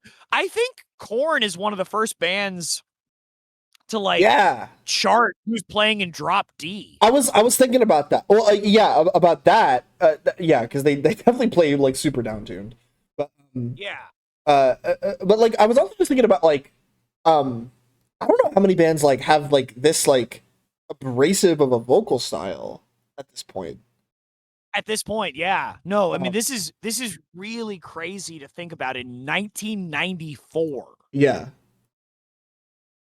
Ball Tongue is such a wild song to exist in 1994. Yeah, it's definitely nuts. We didn't talk about Ball Tongue a lot, but Ball Tongue is fucking nuts. No, it's definitely like one of the better tracks on the album too. Ball Tongue is nigh incomprehensible, and I love that about it. It's awesome. Yeah, it's a great song. I think it's an easy A. Yeah, easy A. It maybe flirts the line into an S, but I think there's enough like meh on the album that it does keep it. I agree with that assessment. Yeah, I'm in full agreement. Speaking of S tier albums, though, we have a lot of disagreement. Other than I guess where to rank Mother's Day out, but well, I think what our bottom of the barrel is where we're gonna disagree a bit. We quarrel. How bad is this really? Okay, yeah. Speaking of S tier albums, POD. Let's get into POD. Snuff the Punk. Snuff the Punk.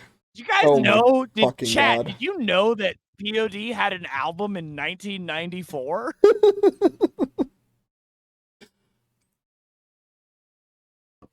It is It's incredible. It's an experience.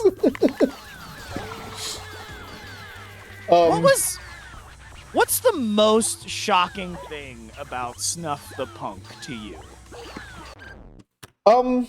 What's the most shocking thing about Snuff the Punk? Because there's a few. I think it's how often they evoke the name of Jesus Christ. It's a lot. I wasn't expecting that. Like, because I guess relative to a lot of people, I mean, I'm not like huge into Christian metal, but like relative to some people, I am a purveyor of Christian like hard stuff. You know, I like my Disciples. I like my Demon Hunters. Yeah. I like my Creed. Can you take me higher? I was expecting something more in that vein, where it's secular. Yeah, like it's secular, but it's like okay, they're not really secular. But like I wasn't expecting like straight up like word up to Jesus kind of shit. I think that's a line. I think word to Jesus is a line. Yeah, that I was like from the get-go I was like, holy shit, this is Christian.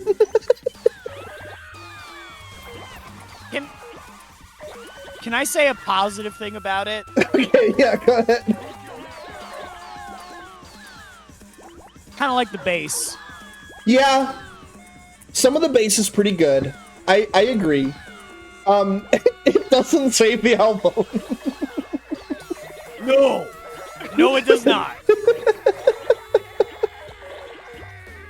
Oh my god. Also, keep in mind while you're fucking up these kids in Katamari Damacy, abortion is murder. Abortion is murder. So, if I'm gonna recommend a song from this album, I don't know where to start. And I wouldn't. If I'm gonna recommend a song from this album, and I would not, it's the last track. Yeah, I sent it. I have a Discord channel where we like share art and stuff. I sent it in that Discord channel, and just prefaced with, "You guys want to hear the worst thing ever?" It's just the guy from POD screaming, "Abortion is murder!" It's like a long song too. It is. I think it's like a 2-part song. I think it's kind of like it's Red from it's from weird. Mother's Day Out. It's who's in this house. When I'm comparing you to Mother's Day Out. I think it's who's in this house / murder. Yeah, it is, because the first part is like who's in this house, and it's POD, but also the GOD. Yes, who's in this house / murder. Yes, that's the song. Which it's fucking 5 minutes long. It's too long. Yeah. It's so long. I don't know. I've always found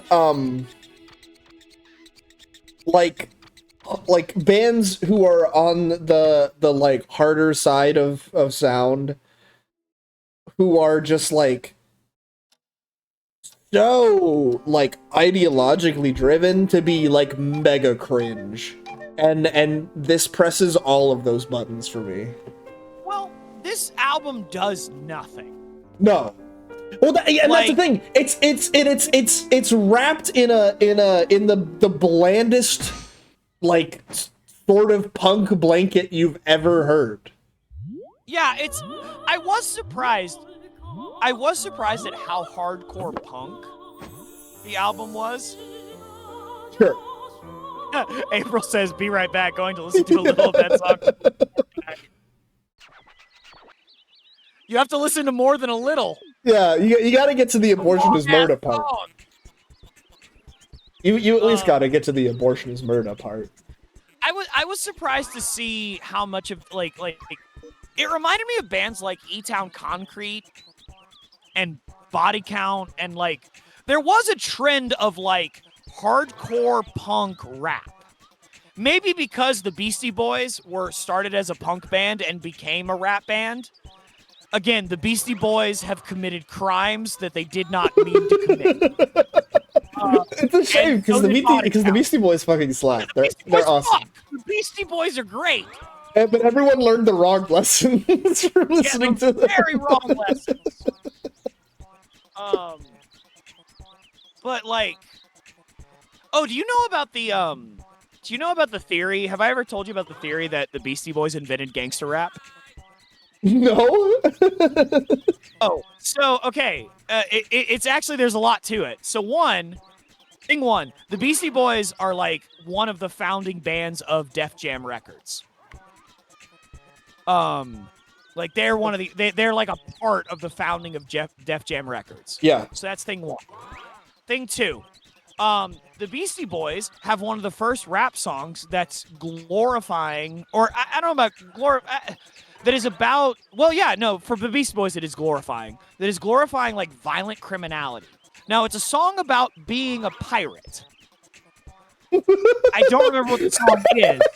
That's basically like being a gangster. It's like a rap song, like, yeah, I'm gonna steal from you and kill you, and that's fucking dope, like kind of shit. So, like, that's not what rap was when the Beastie Boys are doing rap. Like rap is still kind of Sugar Hill Gang, you know, rappers, like, kind of stuff. And then the most convincing argument. You know who's a giant fan of the Beastie Boys? I don't. Ice Cube, one of the founding members of the NWA. And early Ice Cube pre-NWA, he sounds like Mike D.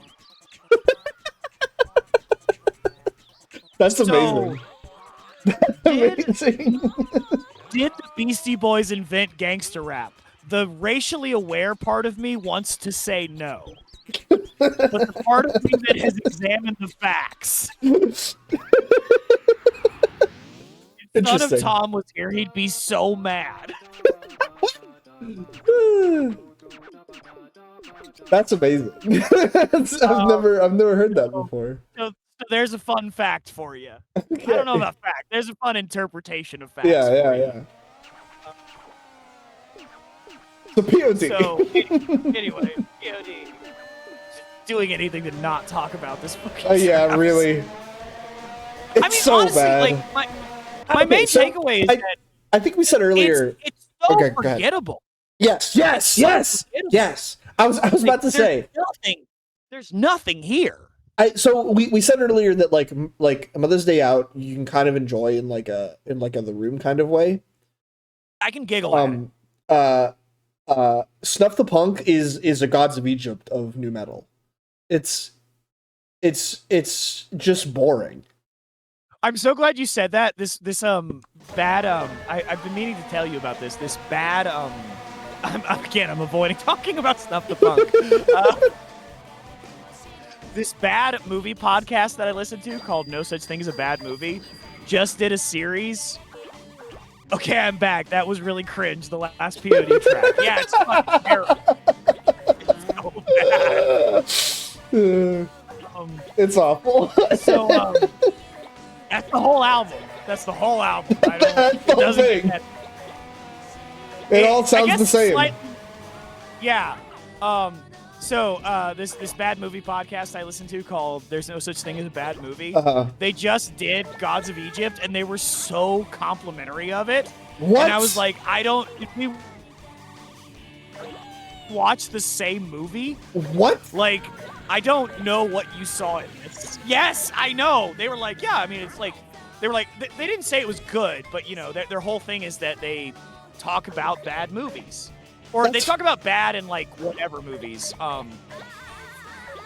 And I was like, except for the part where Raw shoots, like, laser beams at a whale, there's, like, nothing to that movie. I genuinely think it's one of the least enjoyable movies I've ever seen.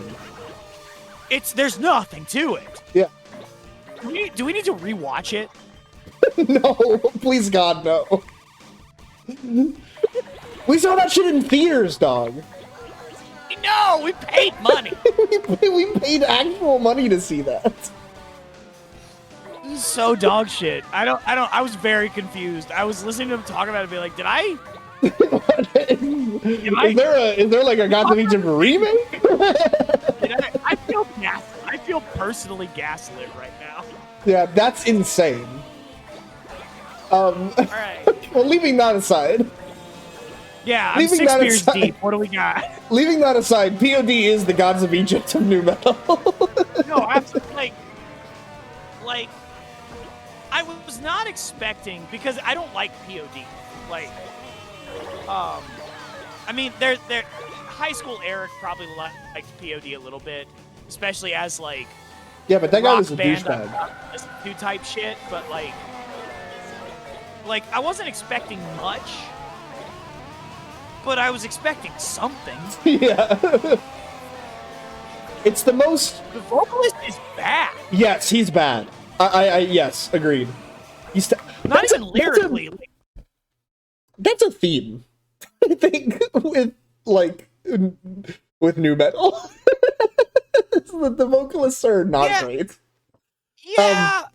At least this year. I think the vocalist of Mother's Day Out is one of the worst parts of it. Oh sure. I think he's actively out of key. He's whiny and just not good. And should not be rapping. Yes, and this guy for POD is just has no energy. I would say, yeah, it's very for being hardcore punk rap. Yes, there's no do you really love Jesus, dude? Because it doesn't feel like you do. We're POD and we love Jesus. I'm about to talk to you about how you should love Jesus. It's very honestly, the hardest he goes is abortion is murder. That's the thing. It sticks in your mind because it's the only thing on the album that actually has some force behind it. No, I mean that was my takeaway on my second listen was I would immediately hear a song and be like, I don't remember a single thing that happened. What is this? Yeah. It is the most and I think it is chasing a trend. I think it is trying to Jesusify a trend that was happening. Okay, which was hardcore punk rap. I've been rewatching Community, right? And the thought that was present in my mind the whole time I was listening to it was this is an episode of Community. This is some shit that Shirley would make, while the rest of the gang is starting their own band. Right. Yeah, no, that's a great description of it. That's so on point. It is what would Shirley's hardcore punk rap band sound like? Except it would probably be better because I respect Shirley. So the only question in my mind is this better than Kid Rock? Oh fuck. No. I like some Kid Rock songs. I think I can answer that pretty definitively. No. I think I can have fun. At least in terms of have fun with Kid Rock.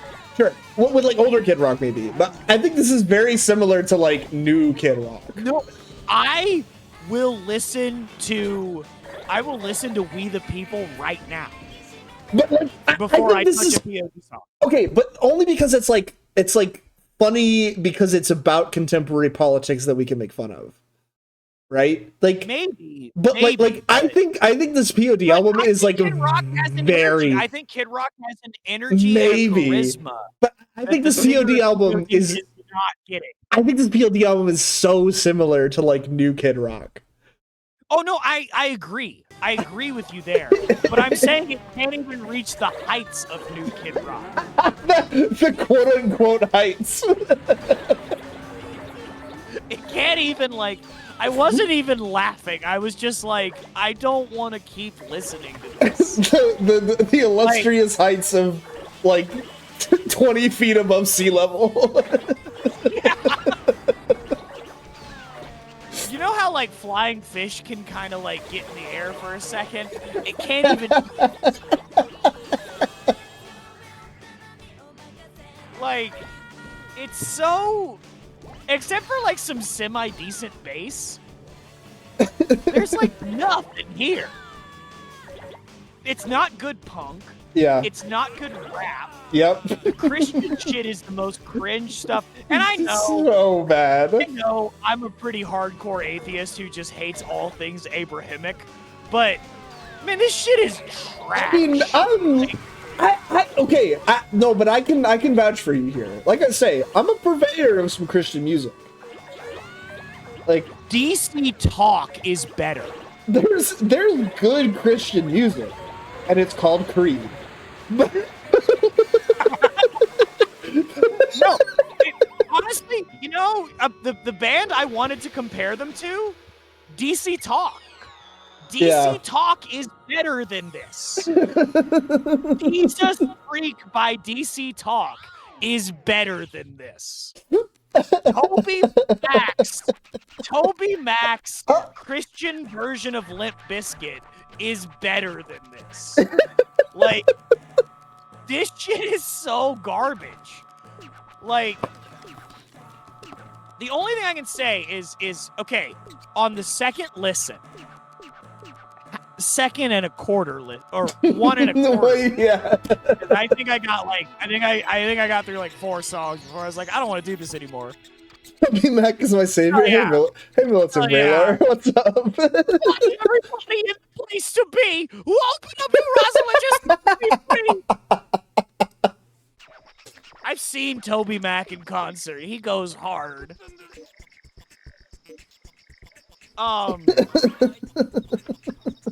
Like, fuck, I lost my train of thought. Yeah, sorry. This album is so fucking terrible. I don't know how to communicate it. It's just bland. On second listen, I listened to the 2010 remaster, where everything was the same, but like the mix was better. And at first, I was like, wait, maybe I don't hate this that much. Because I was just like, I mean, okay, I think it's not. better. I think it's not incompetent. Like, that's the thing is like, it's like there's, it's bad it's generic hardcore punk with bad rap. Yeah, it's bad in such a different way from like the Mother's Day Out album. Like, it's not incompetent. It's just generic, and with like lyrics that make me want to kill myself. Yes. But it's not like grating on the. DC Talk, Milton Brailer. We talked about DC Talk. Most people think when they hear that I'm a Jesus freak. But like Mother's Day Out is like actively grating on the ears in a way that this isn't. Yes. But I find this so much more offensive. Because it's so dumb. Yeah. Here's the thing. I think we're gonna agree on all things here, except for where we rate it. You want to put a D? I want to put it as a D. Because I don't think it is technically bad. But I just... Oh, I don't know. I know.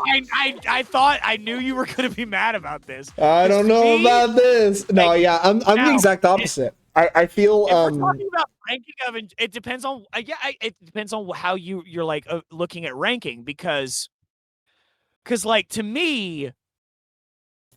If we're ranking this as what I like more, oh yeah, I put Mother's Day Out before. I had a laugh. I could see myself sitting down with people and playing a couple of Mother's Day Out songs and having to giggle with them again. I would never want to listen to the snuff punk ever again. In terms of like listenability, I agree with you. Like, Stuff the Punk is better. In terms of like artistic merit, I think Mother's Day Out is like at least trying. Like It's like the difference between a poorly drawn picture and a somewhat decent AI drawn picture. It's like what do you rate it like on? I think that like for me it's like Mother's Day Out is at least like trying. Like they're trying to make music that is like meaningful to them. I'll It's put it on the fridge. They're it's trying. it's not good, but it's attempting something. POD I just feel is wanna, like the most like lowest common denominator. Let's just write some Jesus music bullshit. yeah. Yeah. And also none of it is like, because I can see why people like Youth of a Nation, and I can see why people like songs like Alive. Even I, to this day, I'll still listen to it. Like what POD would later become is just like a butt rock band. Uh-huh. Um and also they did the entrance song for Rey Mysterio, which is fun. I love Rey Mysterio. Um I I would not be mad about putting both bands in the dog shit tier. I think Mother's Day Out should go in D and POD should go in I am dog I shit now. cannot agree with that because of how bad they are. Mother's Day They Out? don't do any of it well. Yes. But they're trying. They're That doesn't mean trying. shit. They're trying their best. Okay, Are they? I think that's the compromise we have to make. Is that both go in dog shit tier? Pretty dog shit. Because I think POD is truly dog shit. I think it is. Well, you just put it in D. You said that and then moved it to D. No, I didn't. It's in dog shit. Oh, I don't know if I'm like behind because I'm looking at it from the actual stream. Yeah, you're probably a little bit behind. But I Don't trick me. You can't trick me. for some reason the idea of hardcore punk style being super Jesus-y rubs you exactly. That's what I'm saying. It's so offensive to everything about the like the genre and also It just is the like antithesis of hardcore punk. yes. And it's also just insulting to like my humanity, I feel. No, I have no disagreement. My only thought for D tier was I was like, the bass is kind of cool. It's okay. And it is just hardcore punk. Like if you completely ignore the vocals, it is bog standard hardcore punk. Yes, but the vocals are part of it. Yes, I you're can't right. I can't ignore the vocals. I don't want to defend this. The vocals are a critical part of the musical experience of this album, and they're not only sonically bad, but like substantially bad, like content wise bad. Also, Quincy, yes, there's no S tier right now, Well, but we're not done. That'll come with the first System of a Down album. Oh fuck yeah! Okay, we're just already in agreement on that. Cool, I like that. I think we might see. We might get there beforehand. We'll see what's in 95 and 96. Yeah, I'm so excited to get to the 2000s and discuss Down with the Sickness with you because oh god, Disturbed. Oh fuck, I forgot we're gonna have to listen to Disturbed. I love. Okay, yes, Zion is cuck. Fuck David Draymond, but I fucking love the Sickness. Some of Disturbed is kind of fun. That's fair. Sickness is S tier for me, except for 3 songs. Okay. And April knows exactly which ones they are. April, put them in the chat. What are the 3 songs? I have to confess, I don't listen to a lot of Disturbed. So you don't need to. No. You don't need to. I know. Sickness album is. Because if we get to another year and include Believe in there, I'm gonna talk so much shit on Believe. Believe sucks. I fucking hate Believe. But I can live with Snuff the Punk being in the dog shit tier as long as Mother's Day Out is also in the dog shit tier. Okay, They're they yeah, both are bad. that's fine. I, Me personally, I would put Mother's Day on D, but that's fine with me. Would you come on. It wasn't good. No, but like a D tier album's not good. To me, I guess that's how we're defining it. A D tier album is passable. No, I think a C tier album is passable. I think a D tier album is like this is bad, but like in a way Well, that's like inoffensive to if me. that's how we're defining it, if that's how we're defining it, I almost want to put both Varga and Powerman 5000 in B tier because I actually enjoyed them, but I don't want to do that because I didn't enjoy them that much. No, I don't think they're B tier. No, I definitely Like I don't think said, they're B tier. to me, the Mother's Day Out one is like when I enjoy a bad movie. I think they're passable. I think Power Man I 5000 is have to look at it. passable. Okay. Hold on.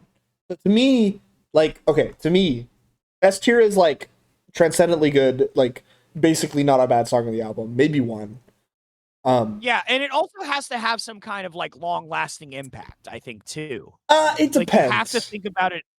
I think you have to think about it in the context of also like this album inspired so much. Maybe, but like, Now, with okay, that said, I sure. did not put Korn's album there because I do think there are songs that are not great. Yes, yeah. A tier is like mostly pretty solid album. To me, yeah, like it's like mostly pretty solid, like some real bangers, like that kind of thing. And then like B is like, you know, the whole album is like pretty good. Like maybe there's like one or two really good tracks, but the rest is like solid. And then C is like it's fine. You know? Yeah. Well, I mean, and that's how I feel about Power Man and Varga is they're fine. Yeah. So that's C tier. And then D tier is like, I wouldn't listen to this in my day-to-day life. I think I guess my argument for D tier is that if I just heard one or two songs from Snuff the Punk, yeah. I'd be like, yeah, whatever. Yeah. I understand.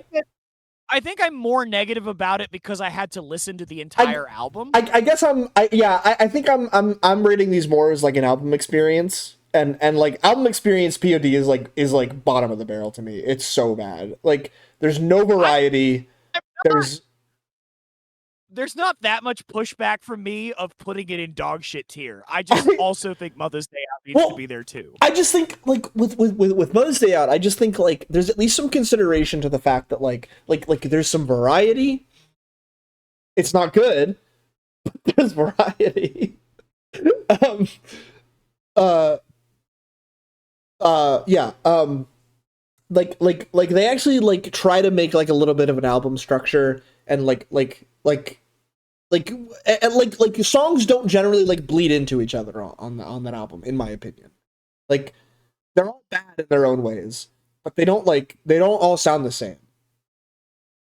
And that makes for like a bad album, but it makes for an album. You know what? You've won me over. Yeah, you want to go Mother's Day in D tier? If only to say fuck you to POD and Snuff the Punk. Like, yeah, you won me over. Okay. I am on my 7th beer. Yes. Yes. Okay. Also, April, yes, it is Numb and Conflict that we don't like. And also, I feel like we are not super into the hit off of The Sickness, which is Down with the Sickness. But the rest of the album, wonderful. I love the Minecraft parody of Down with the Sickness, though. All right, so I'm pulling up a couple of lists right now.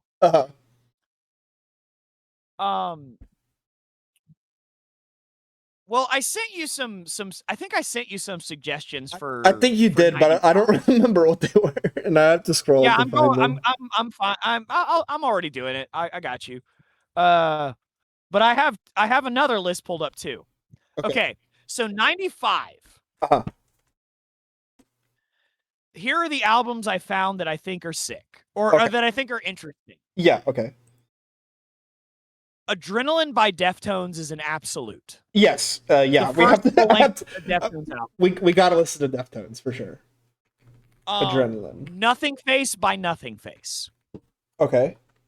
Nothing Face was never the biggest nu metal band, but they're one of those like nu metal bands that people go like, oh yeah, no, they're the fucking shit. Like they're kind of like the nu metal band's band. Lemonade and Brownies by Sugar Ray is a must. Cause it's Sugar Ray. But it's a nu metal album. Nothing Face. Nothing Face. Sorry, and then what? Lemonade and Brownies by Sugar Ray. Lemonade and Brownies. By the way, that's pee pee and poo poo, if you were wondering. I got it. I think this was they're following the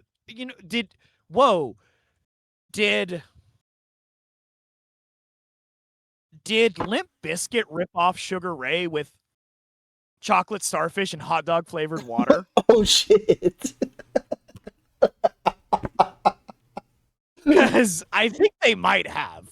It wouldn't surprise me. I mean, Limp Bizkit is creatively bankrupt. Well, we'll see when we get to $3 bill, y'all. Okay, you're right. Sorry, I'm jumping the gun on Limp Bizkit. And also, Fred Durst has done some like short films that are kind of cool. So I don't really know. I go back and forth. I've really considered adding. I've really considered adding Fred Durst to my Tomodachi Island. Okay, so yeah, Adrenaline by Deftones, Nothing Face by Nothing Face, Lemonade and Brownies by Sugar Ray, Snappin' Necks by Stuck Mojo. This is not one I know. It's a deep cut. I got to open not for Stuck Mojo, but I got to open for the singer of Stuck Mojo. Oh, his name is Bones, Bonz. Now, Sean, this might please you. It's finally going to be a rap metal band where the rapper is black. Thank God. Thank God. Wait, I thought we had Mushroom Head in this year, don't we? And yes, the last one I was going to say was Mushroom Head by Mushroom Head. Okay, yeah. I don't know if I'll know any of the songs on this album. I think I know like somewhat later Mushroom Head. I think. Oh wait, I did look this up. It doesn't have. Honestly, they put out another album next year, and I'm more excited about it, but because that's where you get like Bwomp. I think honestly the only Mushroom Head song that I actually know is "The Shadow Within Me." Oh, dog, we're so far from that era. I know. So far. The sorrow. You don't even. We're not even. That's like you still got to get through like Sun Doesn't Rise. Yeah. You still got to get through like Simple their weird Survival. cover of Crazy. That's the name of that song. Simple Survival. That's like 2000s. Yeah. That's not the only one that I like really know though. Also, my backspace key is stuck on my keyboard and it's causing me trouble. That's unfortunate. Yeah, it's bad. Hold up. I have a question for you. Would Shadows Fall be considered nu metal? No. No? Okay. No. We get into a weird territory because okay. In 1995, Fear Factory puts out the album Demanufactured. And I don't think Demanufacture. I don't think I did send this to you. I don't think it's a nu metal album, but but Fear Factory would later put out nu metal albums. I see. So there are like if we go long enough, we could listen to Poppy. Poppy? Yeah. Some of her shit's kind of nu metal. Yeah, well, no, it very much is. But like that's you want to do fucking 30 years of nu metal? No, I don't. I'm just saying. Hypothetically, We got we 10 went. years. We're We doing went 10 years. well, the problem is that like new metal dies and then Poppy resurrects it. So like, there's a huge gap. One, you're so wrong about that. You're so wrong about that. Poppy does not resurrect new metal. Poppy chases the new metal resurrection. Oh, wait, what's the new metal resurrection? There's a bunch of metalcore bands that start having bouncy parts in their riffs, and they Oh fucking fuck, rock. that's It's like that's no, that sucks. That's it's not like new Suicide metal. Silence is like right before Mitch Lucker No, dies. It's like Suicide no, Silence. no, That has, no. like, oh, what are you saying? No, no, no. I'm right. That sucks though. What it is though. No, come on. It's what it is. It's like Suicide Silence. It's like Upon a Burning Body. But that just sucks. I don't know. It's not for me. I'm not a That's what it metalcore. is. So if I'm you not want to get to Poppy, you got to get through that. I'm not a metalcore guy. Okay, so anyone in chat, do you know of any 95 new metal albums that we missed? 1995 metal albums. I'm not mad about going to 6. Yeah, I'll definitely I'll definitely I will for sure give an effort to like actually listen to these twice through at least this time. I feel like I could have more substantial opinions if so. While I'm waiting for chat's response, I'm going to pee again. Okay.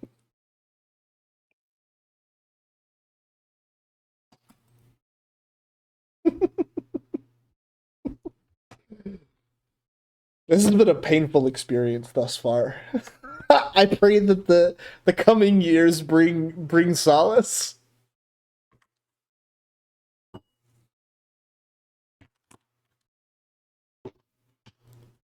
I just want to listen to the first System album, man. That first System album fucks so hard. There's not a bad song on that album.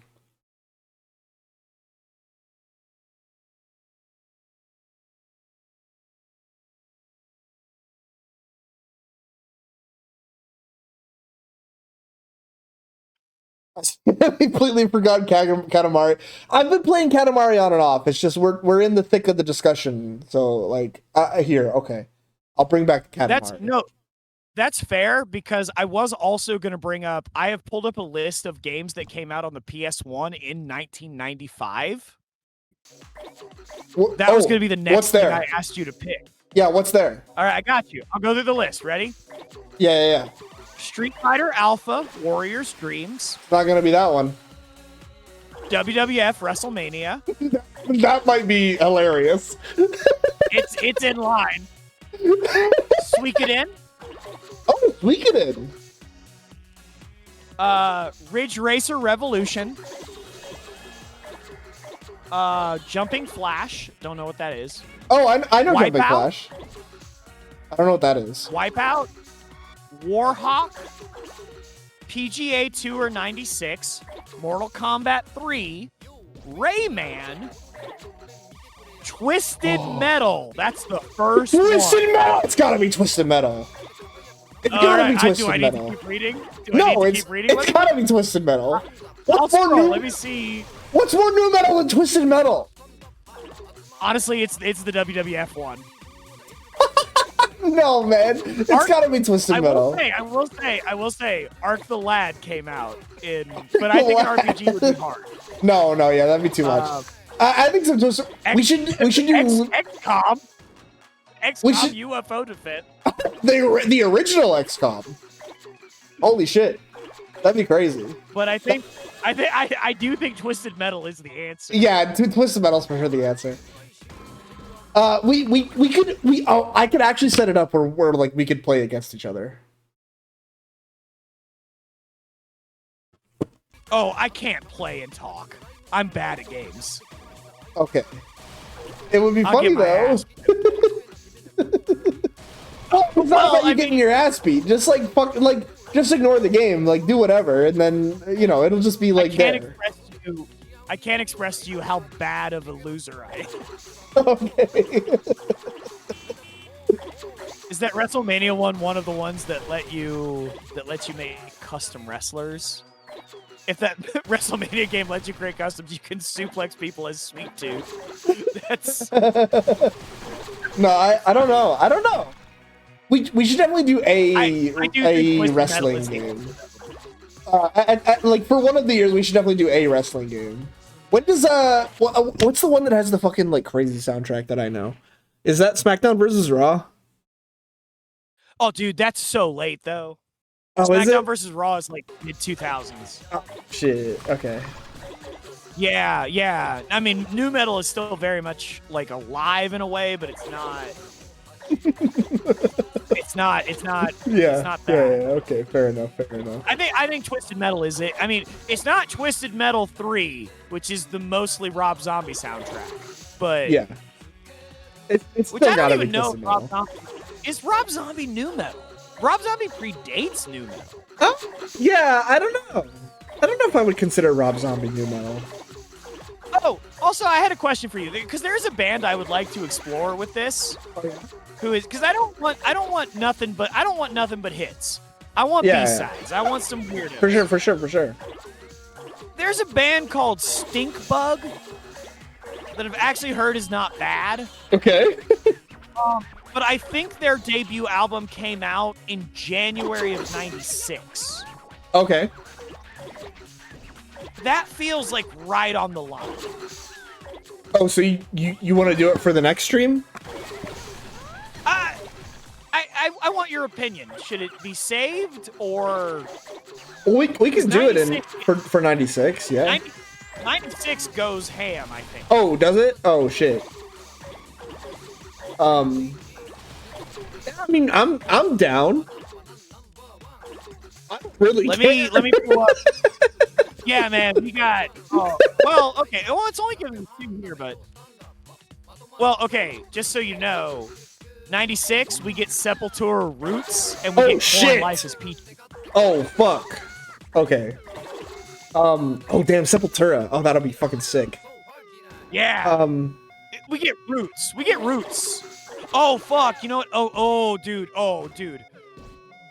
Oh my god. It goes fucking ham. We get Corn Life is Peachy, Sepultura Roots. We get Slipknot Mate Feed Kill Repeat, which is the not Corey Taylor one. Right. We get Mushroom Head Super Buick. I don't think I've ever listened to that. Get Oh shit! That's the Apparently one I no lost. one has listened to. It's hard to find. The only way to listen to it is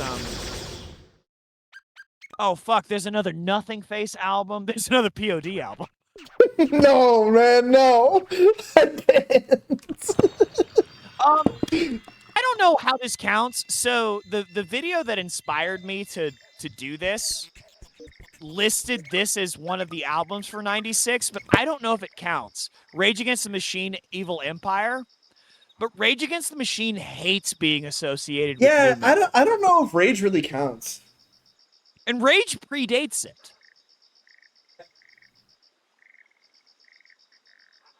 I don't think I want to do a Rage album. Not because I don't want to listen to Rage Against the Machine. I just don't think I want to do a Rage album.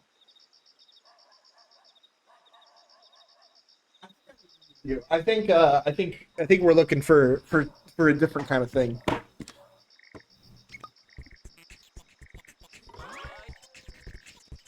Let's see here.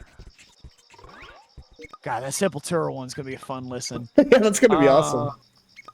Another Nothing Face. There's a chat pile. Stained's first.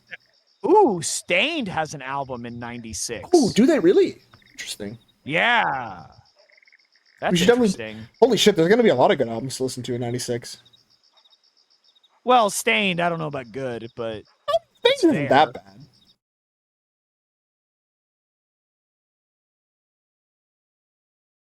they're not that good either.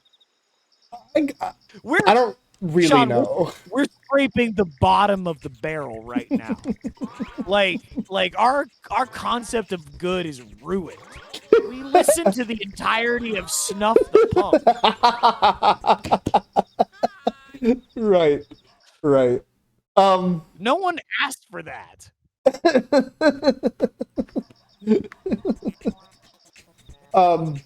Okay. Yeah, I mean, Fuck, man.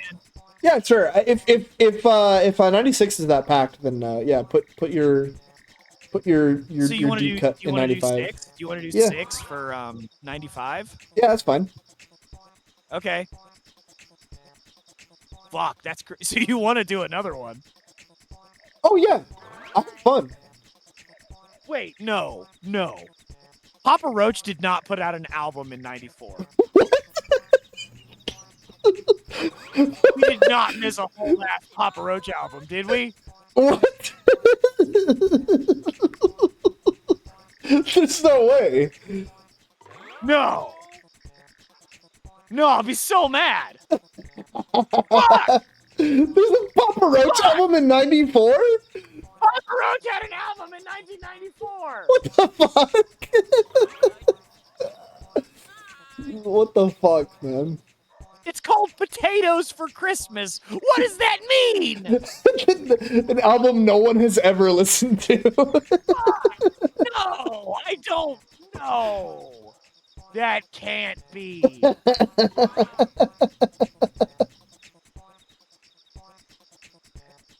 Oh, fuck, it's at least as many fucking tracks as the Power Man one. Oh no. Oh, No. fuck, dude. We fucked up. Oh We've god. already ruined this. Oh man, okay, we gotta listen to 7 albums because we gotta cover Potatoes for I Christmas. gotta listen to Papa Roach. Okay. Alright, fine. I don't even like Papa Roach. I know Papa Roach kinda sucks. They suck so bad. Never been good. Fuck. Okay. All All right, right. add it to Send the me the 95. Okay, wait. Okay, so so I have Adrenaline by the Deftones. Uh-huh.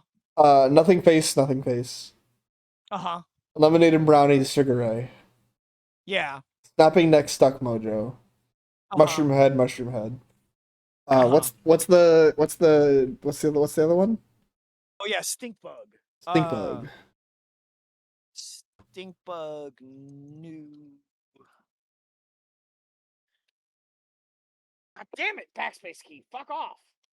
Name is complete nonsense, and that fills me with confidence. Have you never heard Papa Roach, Quincy? Or the name of the album. The name of the album, you mean?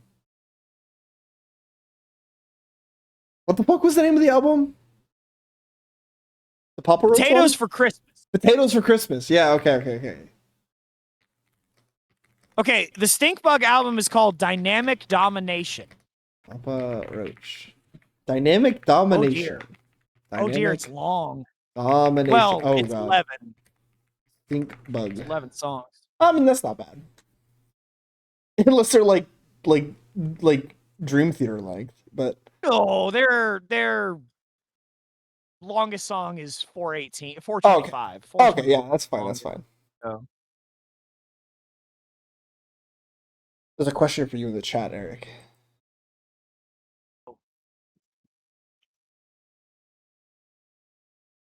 Papa Roach? What's on that?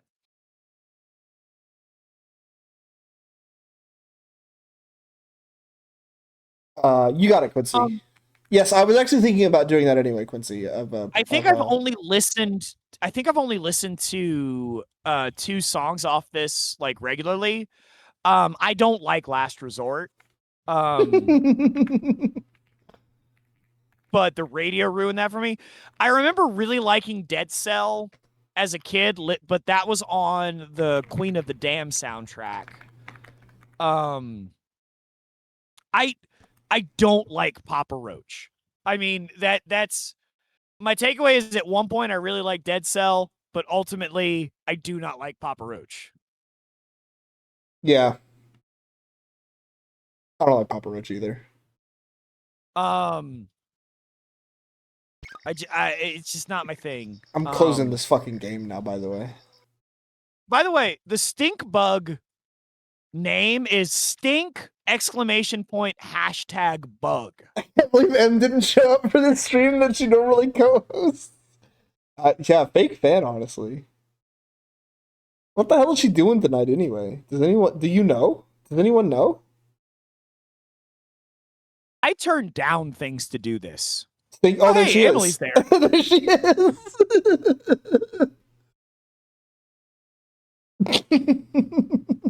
I remember liking Dead Cell when I was a kid. But Dead Cell!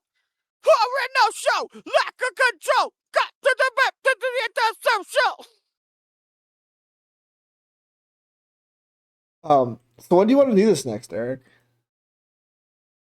You want to do another week? Like in 1 week, baby. Like next Wednesday? Wednesday, baby. May 20th. Okay. all right, bitch, let's do it. That's an album a day. Oh fuck, yeah, it is an album a day. Jesus Christ. Oh my god. Don't be weak. Oh my god. They get better. They get better. They do get better. They will get better, I know. But I'll at least enjoy listening to Deftones this time.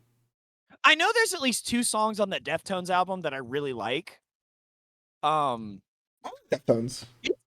I think it's rough around the. I think this album is rough around the edges as far as production, but I mean, it's the Deftones. Yeah, you just have to. I feel like Deftones does have a similar thing to Jonathan Davis, where you have to kind of like you vibe with the vocals or you don't. Yeah. I think I do, especially early Deftones. Especially early Deftones. He's way whinier. I'm not like an extensive Deftones listener, but like I like what I've heard of them, I do like. So you have to get good at twisted metal and listen to 7 albums. I have to get good at, I don't know if I have to get good at twisted metal. I think I just have to play it.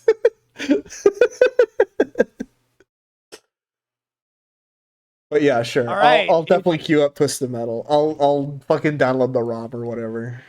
Between now and next stream. 1 week, babies. 1 week. So wait, I mean, if we're doing like a decade of this, it's like the Ring. This is like the Ring. 7 days. If we do like a whole decade of this, like, damn, it's only gonna take us a couple months, few months. Yeah, 10 weeks. Yeah, and then we can get into noise or sludge. Yeah. Which will probably be more listenable than whatever the fuck this was. What the hell do you start with sludge? Like a Swans album? I don't know. I mean, that's the hard part. The nice thing about nu metal is that it does. Yeah. There is a clear like it started at this time. Yeah. And it finished here. There is like I know that there is like I know that there is like a Swans album that is like sort of considered like the progenitor of sludge. But yeah, I don't know.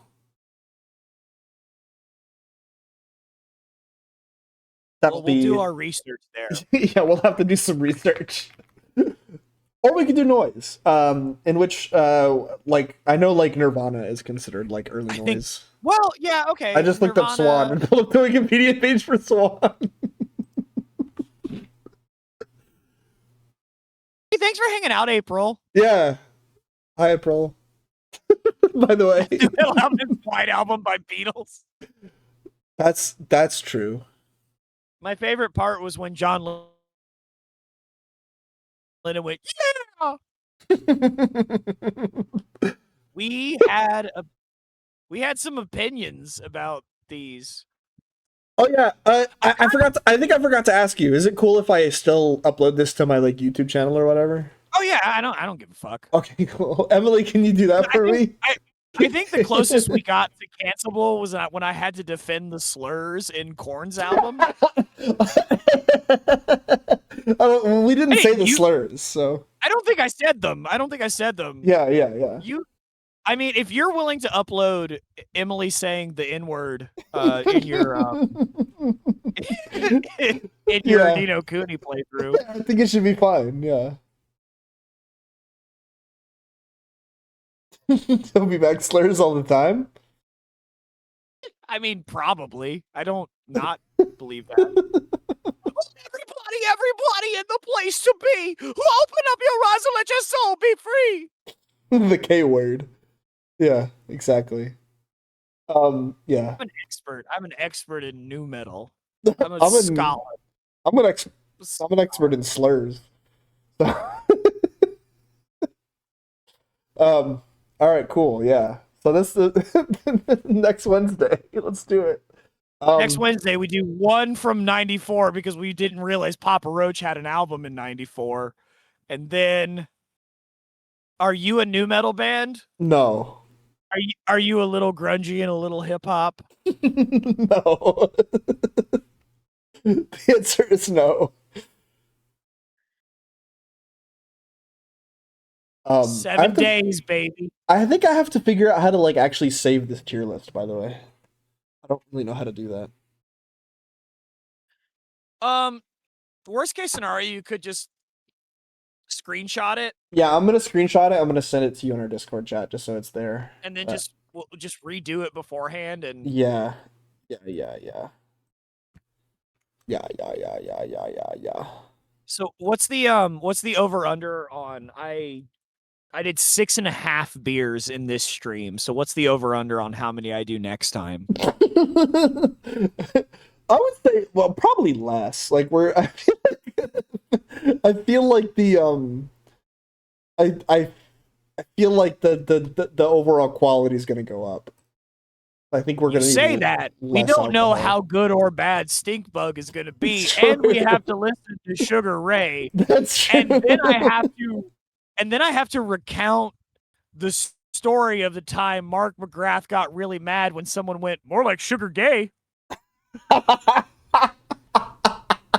You There, know about that? no, I don't. But that guy's real for Okay, I that. have to send you that. I have to send you that. That is part of listening if you're going to listen to Sugar Ray.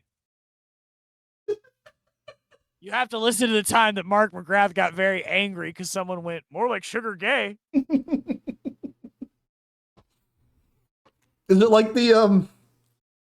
Is it like the Tim Heidecker bit when the when the guy calls him when he's doing stand up?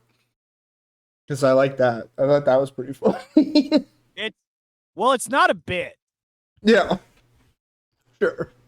Two extra beers to get the Sugar Oh, Ray that's and Papa true. Roach. Oh, fuck, we do have to. Unless I discover I'm the biggest Sugar Ray fan. I forgot we have to listen to Papa Roach also. Fuck. Potatoes for Christmas. Okay, wait. Actually, now that I'm looking at it, between Sugar Ray, Papa Roach, and Mushroom Head, it might be an ordeal. Mushroom Head. I mean, I like Mushroom Head though, but this is first album, so Yeah. First album, we'll Mushroom see. Head feels like probably. We'll see. It could either be way better than their later stuff or like complete dog shit. There's those are the only two options. Sean, I'm gonna promise you right now, it's not better than their later stuff. I'm gonna promise you. I don't know what's on it. I'm gonna promise you it's not. I think maybe we get some D tiers, some true D tiers. Yeah, I think I so. don't know if we get an S tier from No, this. I don't know either. Nothing Face. Nothing Face might be really good. We'll see. I know some people who really love Nothing Face. Okay. So maybe. That's a maybe. Are they I kind of reputable? doubt it. Kind of doubt it. Feel like at best it's going to be a B, but maybe. Well, I'm excited. This is the most fun I've had streaming for a while. Oh shit! Fuck you, M. Who's bringing the D? I mean, I have a The penis. Mike D, because it's all Beastie Boys, baby. It's Beastie Boys all the way down. I feel like we should at some Hey, point have like a break and listen to like some of the progenitors, you know? Oh yeah, so like Rage Against the Machine, Faith No Yeah, More, um, just because that the would like worst, those the would worst like Anthrax songs. you're right. You're unfortunately you're right. It's because it's like it's what it's Bring the Noise and I'm the Man. Yeah, yeah, yeah. I am the man. Yeah. I saw Emily just posted Black Veil Brides and Skillet, and I'm like, I don't know why, but there's a part of me that wants to be like, a fun potential series is here's a band I know I hate. Find a song you like. Let's listen to their entire discography. I feel like Skillet wouldn't be that. I feel like I'd find it pretty quick because there are some No, Skillet there's songs. some decent Skillet songs. Yeah. Even though that guy is a fucking right wing tool, like So this is very tangential to what we're talking about, but like um I I spent a lot of time on dating apps. I don't spend a lot of time on dating apps. I spend some time on dating apps. tell them about your skills about hiding porn from your dad. True. But like a lot of dating apps these days have like a music, like, you know, they'll tell you if you have like similar taste in music or whatever. And nothing pisses me off more than the app being like, you both have an interest in metal, and then I like look at what music they like, and it's like Sleep Token, And it's what? like Sleep Token, or something like Oh. that. I'm like, no, Oh. man, that's someone who likes pop music. Fuck off. That's a different thing. I spend a lot of time on I really can't stand Sleep Token. Like they might be like one of the most repulsive bands to me that's out there right now. so after we finish this series and then do Noise and then do Sludge or flip those, whichever, Yeah, is the next how metalcore. did we get to Sleep Token? Yeah, how did we get this? I mean, it's through metalcore, right? Like it's like Yeah, fuck. it's like That's cool. I get to listen to At the Gates if we do that, so that's fun. it's like a pop fusion with metalcore. I think is what I get Sleep to Token listen to is. At the Gates, and then we get to listen to the era of metalcore where it was all Christian, I mean, which honestly I kind of fuck with, so that's fine. I don't know, man. Is there any era of metalcore that I like? I feel like all of it's bad. You like All That Remains. I do. I like an album by All That Remains. Right, but I feel like if you listen to more stuff in that vein at that time, that like Maybe. right Yeah. before 2010s Yeah. metal, I feel like you would not. I feel like you never listened to it, and now that guy is Maybe. such a bad guy, it would ruin your image of it. I do feel like you would have liked As I Lay Dying, Mm. but now that guy's like an awful person. So I don't know. I like that's the guy who tried to pay someone to kill his wife. Oh shit! Did you hear about that? No, I guess not. You went to jail for that. Um, I feel like you would not have, as someone who likes Fall of Ideals, All That Remains. I think you would have liked As I Lay Dying at the time. Okay.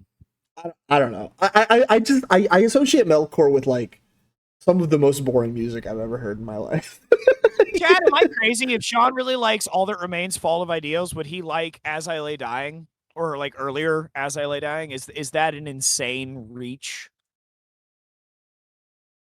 Is this the chat for me to ask that question? I don't actually know. If April doesn't know, then I would assume Yeah, no. I think it's April. April. Yeah. If you like Fall of Ideals by All That Remains, do you like As I Lay Dying? Such is the question I am asking you. Oh, April, if he likes Fall of Ideals, All That Remains, does he like Caliban? She knows Caliban. But does she know All That Remains Fall of Ideals? Yeah, she knows. Yeah, Oh, okay, she okay. does. She does. Dude, there's some real bangers on that fucking album. That's a Yeah. I also always enjoyed the joke of being like, if you had like a metal CNC, the You wish. the opening of, if it was like the cow goes, it's the opening of Become the Catalyst, because it's the cow goes. Ooh. I think 6 is like a banger. I think that song goes hard, dude. That album is full of bangers. It is. It's true. Oh, yep. April's not the person. Yeah, that's fair. That's fair. I know you like Caliban. That's because you're based, April. You might have liked Caliban. I feel like Caliban is a band you might have enjoyed. There's an era of metalcore, which is the era that you liked, All That Remains, where it got like, it was very melodic, but not in that bitchy, whiny, like pop way. Yeah. I can't stand the Bring Me the Horizon stuff. Like I do. I like Bring Me the Horizon. I can't stand it. I cannot stand it. It's too much for me. More into thrash metal after. Well, I got into thrash metal and then into nu metal, but yeah. I don't think you ever got into nu metal. I think you like System of a Down. I like System of a Down. I like Slipknot. I like this Korn album. Yeah. You might like Life is Peachy. I think Life is Peachy you won't hate. I don't think you'll like it as much as this one, but I think you'll like Life is Peachy. There's a lot of stuff that's like in the vein of nu metal that I like. But yeah, no, that's fair. I definitely enjoy more like thrashy stuff. For sure. Well, then why didn't you like Varga more? Because it was boring. For the most part. It's not that great. Yeah, that's fine. Except those two. I mean, my first love was Slayer, and I think that tells you a lot about what kind of music I like. Ooh, should we do? Is that one? Should we do? Because I feel like the years of thrash is not that long.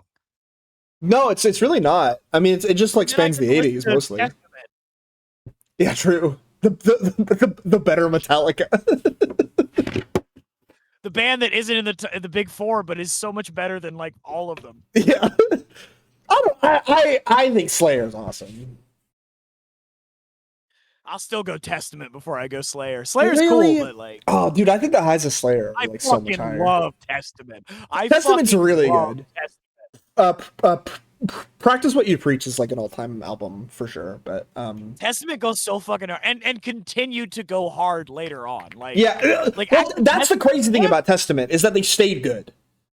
Testament had one of their best albums way later in there. Dark Roots of the Earth is so good. Yes, like that is the crazy thing about Testament is like they stayed good. These are good bands. These are good bands.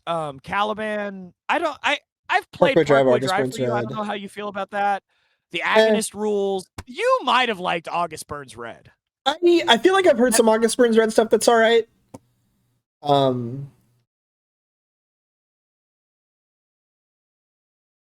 Yeah, Testament does rule. Yeah, no, I mean, yeah, Testament rules. How can you hate Testament? They're awesome. And like I legit like I like them through their entire discography. Like their early stuff is really good to me. The era where they like got really big, which is like, you know, like practice what you preach kind of stuff. Like that's really good. Dark and then and then like later and then later you get like Dark Roots of the Earth, and it's fucking awesome. Yeah, no, they just stay consistently good. It's wild. And like, I saw them. Blood is a little corny, but it also like that's what that man believes. Like, I saw them. Fucking dope.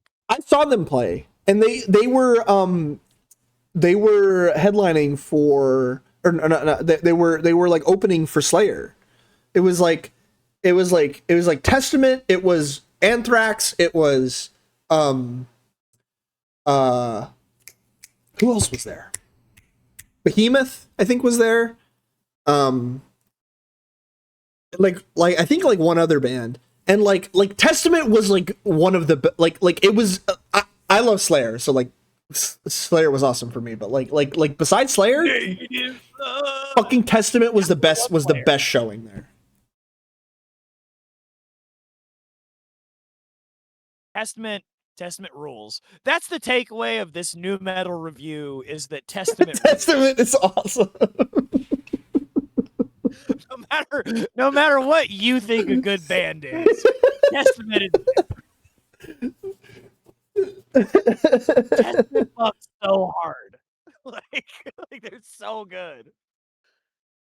Yeah. I was asking if that was yeah. Yes, that was the one that was outside. Fairgrounds, right? Yes, yeah, yeah. It was at the Orlando Is that Fairgrounds. the one I had to come pick you up at? Yes.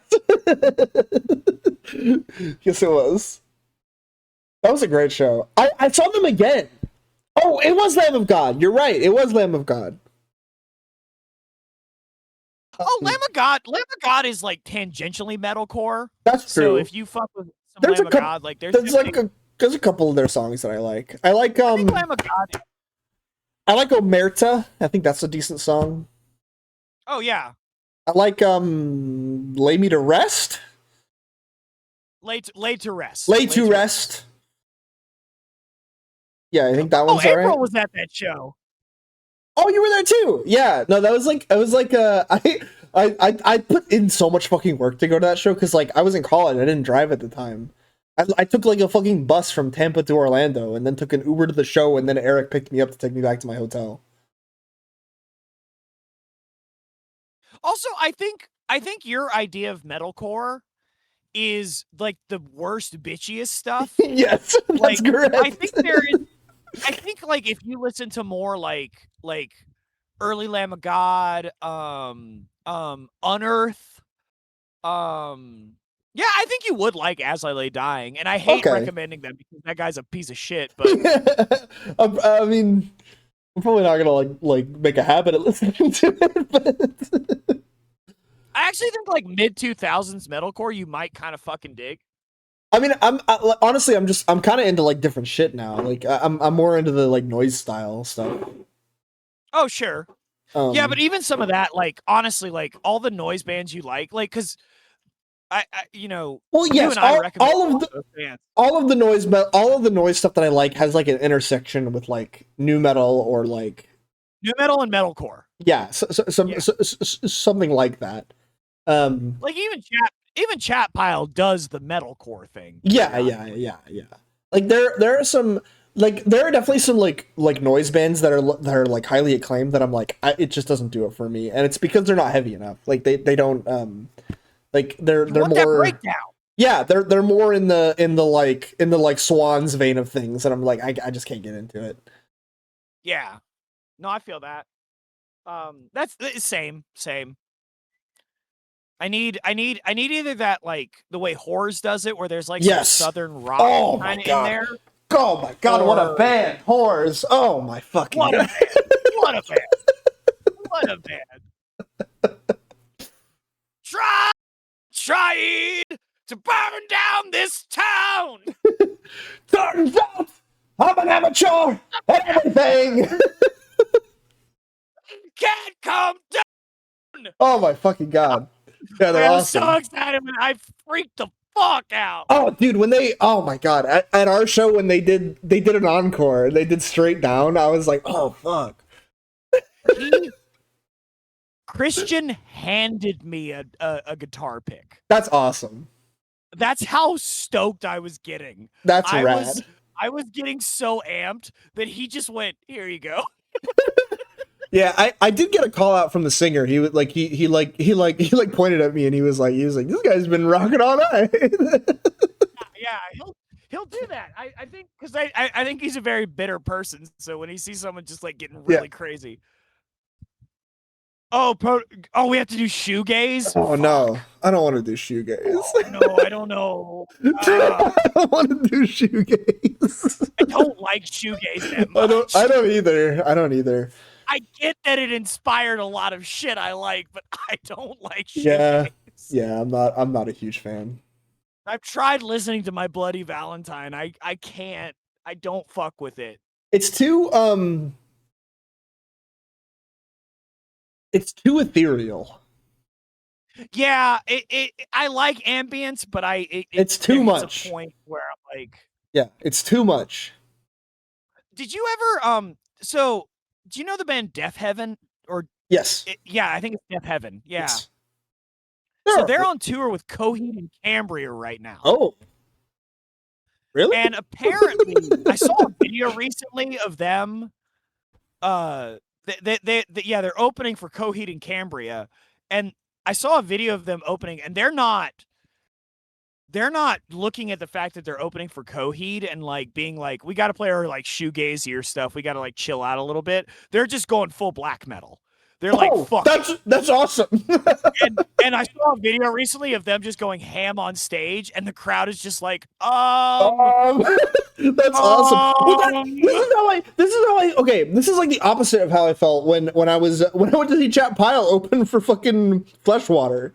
Like, everyone was like fucking just like thrashing the Chat Pile, and then Fleshwater came on, and people were like, "Oh, okay, yeah, this is nice, I guess."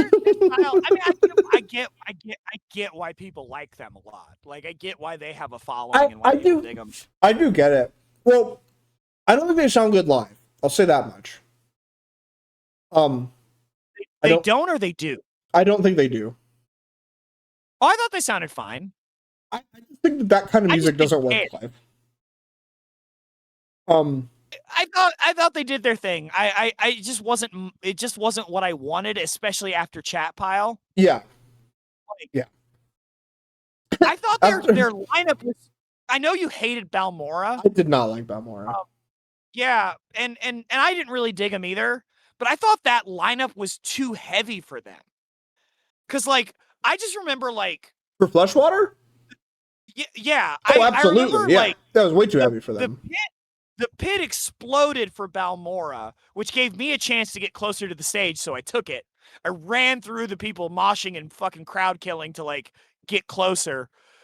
And then I just remember standing on the edge of the pit watching these kids go ham and just like smiling ear to ear. I'm laughing. I'm just like, fuck yeah, this is so cool.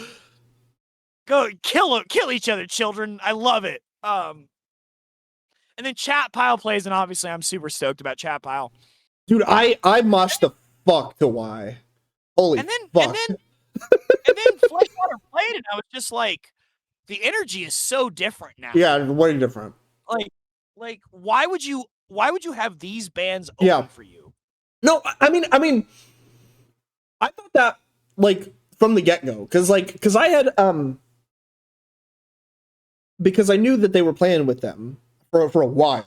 Like I was in anticipation of the show for quite a bit, and I listened to like a few Fleshwater songs, and I was like, these are the guys touring with Chat Pile. Right. No, and that was the crazy part is when you told me I hate this opener and you sent me their stuff and I listened to them, I was like, oh, what? Like I was like, this is like mid 2000s metalcore. Like, yeah. Why is this? That's why I didn't like it. Why is this opening for a heavy grunge band? Yeah. Like, cause yeah, April same. Like, they're not bad, but it's like no, they're not bad. It's like they do a grunge thing and it's cool, but like they're not bad. It's just not my thing. But like, yeah, and I think it's because members of that band were in, I don't know what the situation of the other band is, but they were in a band called Vane FM, which is like a it's kind of a beatdown band, but there's some like industrial elements. They're very heavy, very hardcore. And so members of that band are in Fleshwater. And so I don't know if it's just like because like Vane FM was like a touring, relatively well-known like hardcore beatdown band, if they're just using the connections they have. But it's not the same thing. I feel like I've seen them on like some like I feel like I've seen them on some like some festivals and stuff, and I'm just like, this is a heavy festival. What the fuck are they doing there? Yeah, I saw them with my buddy Keon, and Keon's into more of the like emo kind of like you know, like the like softer sounding stuff. Uh,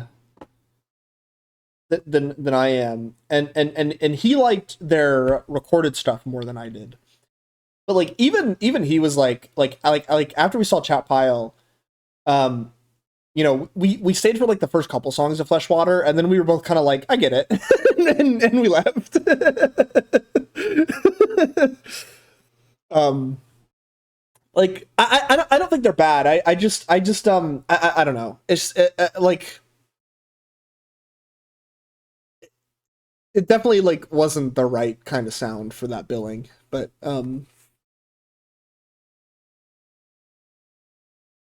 Chat Pile was amazing. Yeah, no, I agree. And the other thing that surprised me was the type of fan. Because like when I was like waiting in the line to get Yeah, in, like yeah, before the doors opened, I'm just seeing all these like kids who just look like hardcore kids, but they're wearing like Fleshwater shirts, and I'm yeah, like, yeah. I I don't, well, I don't get what you see. that's Like, another thing is I think like um Freshwater has like a younger audience, I think. Um yes, yeah, it was very young. uh Chat Pile I think doesn't. Like I think they do have like a older audience. Um uh, and like I see this play out because I do pay attention to the Chat Pile subreddit, and like after that show there was like a lot of Fleshwater shit talking on the Chat Pile subreddit. Where they were like, Chat Pile is awesome, but like, who the fuck is this Fleshwater, man? They're like, there's all these kids there, and I thought it was funny. Wait, April, you mean like Fleshwater is like Loathe? Because I feel like I've listened to Loathe. Loathe and reloathe.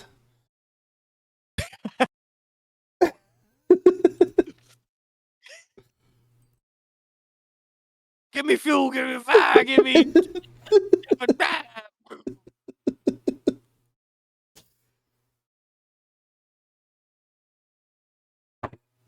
Loathe is like Deftonesy, right? I think so. I don't think I know Loathe. I've looked up this band before. I feel like I looked them up. I feel like I didn't hate it, but I also didn't like continue looking into it. So By the way, I think we're now at like 30 minutes of just like extending the stream beyond oh yeah, we're just fucking around. the The original screen has been concept. black for a while. We're just hanging out. We're just hanging out. I'm fine with it personally, but Yeah, I don't care, but similar vibe. Fleshwater is the opener of the Loathe tour that's going on now. Oh, interesting. oh yeah, that's Loathe is kind of heavy. That's kind of weird. I'm just vibing Uh, TPH. Good for you, man. I'm happy for you. I mean, like whatever. Like this is talking about music, right? Like, What kind of music do you listen to, Quincy? I don't even know. yeah. What do you like, Quincy? Do you like POD? Yeah. How do you feel about Snuff the Punk? This will forever. This will forever be my like. Well, I was gonna say like if I ever break up with Kat, but like we're poly, so um, just anyone I ask like. This is just gonna become my like my testing ground thing is like, how do you feel about Snuff the Punk by POD? Listen to this entire album and give me a review. Every woman that you talk to is gonna go, who? Well, what? Or man. Or man. Oh yeah, you're bisexual. I'm sorry. I forget sometimes. Hey, queer, thank you. Please. Oh, I'm sorry. Which is why I was do you not like to be called bisexual? which is why I was allowed to use the slurs in the Korn album, but I chose not to. I think being I think being open to dating a trans woman means that I'm allowed to use those slurs.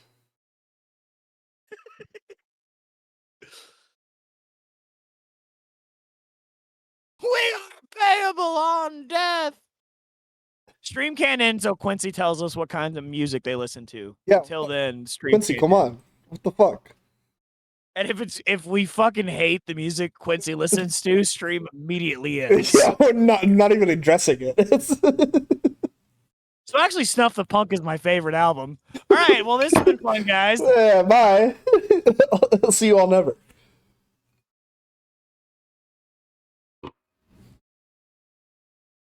As I said, if someone came to me and said Varga is their favorite band, that's fine. If you came to me and said Snuff the Punk is your favorite album, I don't know if you should be alive. You like grunge, okay? You don't have like you don't know any bands that you listen to. There are people. Okay. There are people in my life who are like, I just don't listen to music. And I think that's insane. Do you know people like this? Yeah, no, I do. I just think that's crazy. Like, I make friends with people who are super into music that I do not like because they're super into it. Well, that I understand. And we can relate. Yeah. On like a level of like. Yes. You're gonna nerd out about the thing you like, and I'm gonna nerd out about the thing I like. Yeah, that I understand. But like I have friends who are like, I just don't listen to music. And I just think that's insane. It's the most insane thing I've ever heard. Like what do you mean you don't listen to music? It's like I don't know. I can't imagine not like having some idea of like who you listen to. Okay. And like fair. I don't know. Honestly, I respect. If Snuff the Punk is someone's favorite album, that person probably hates dogs and should have rocks thrown at them. That's Agreed. true. That's I true. actually don't hate Quincy's answer here. Quincy does not care who made the music. They find playlists and just go with it, and I like that. That's fair. I do think that's fair.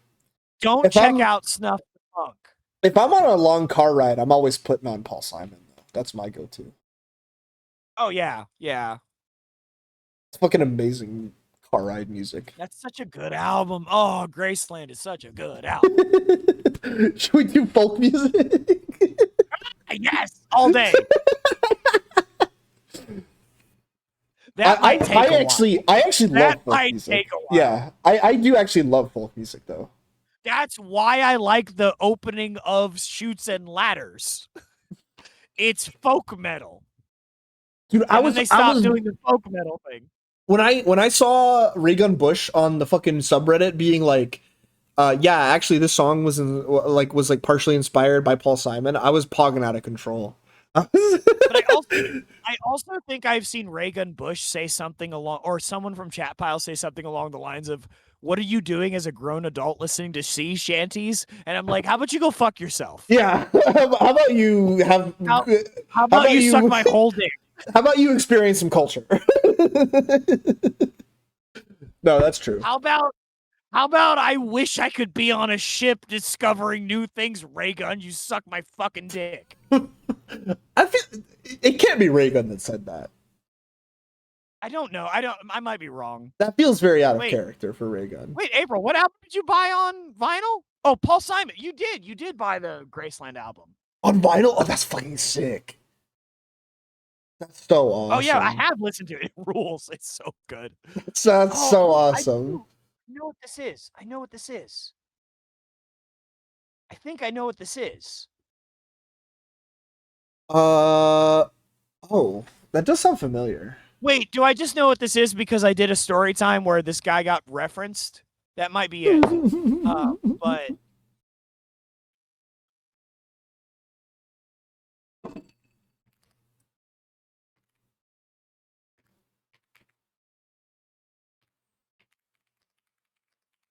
Irish folklore actually like fucking goes so hard. Like when you get past when you get past like leprechauns and bullshit, like it's so fucking goes so fucking hard. It's dope as hell. Irish folklore is so fucking hard. and it's not just fucking leprechauns and Catholicism.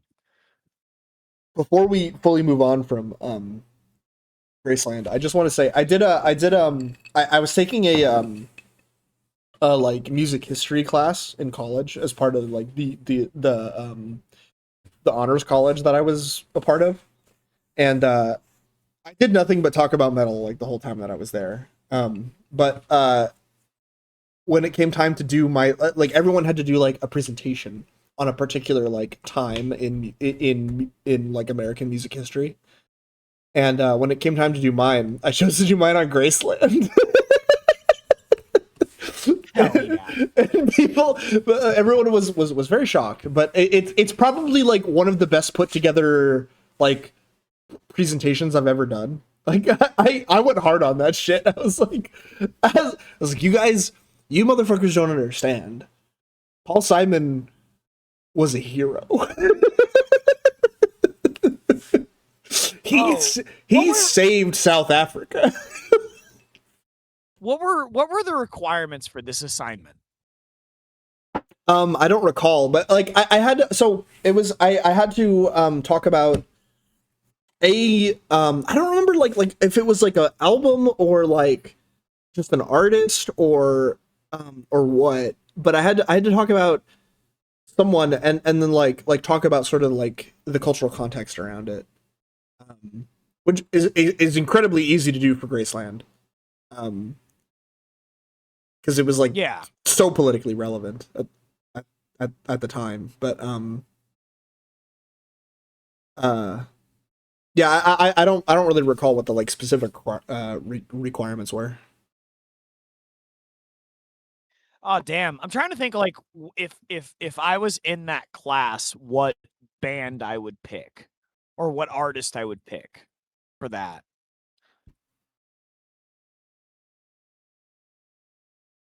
Cattle decapitation. I mean, I was very close to doing like Slayer. I remember like there was a bit in like when they got to the 80s in our like textbook, there was like some brief mention of some of the different metal genres, and they called Slayer speed, and I was like, Professor, It's not wrong. It depends it's on the era, but it's not wrong, but it's yeah, like Slayer's not a speed. They're the big four. They're one of the big four of thrash. thrash is also heavily inspired by speed. It is, but like, but like they were sort of treated like the same thing in that textbook also, which sort of irritated me. That's stupid. Well, one, there should not be a textbook about metal genres. Well, it wasn't about metal genres. It was just like, you know, That American there. music history in general. But yeah. There shouldn't be textbooks about this. Yes, I agree. Dude, oh my god, I wish that I had the like music breadth, just in terms of experience that I had today when I took that class. Because like these days I would be doing an assignment on fucking like Couch Slut or some shit like that. Like,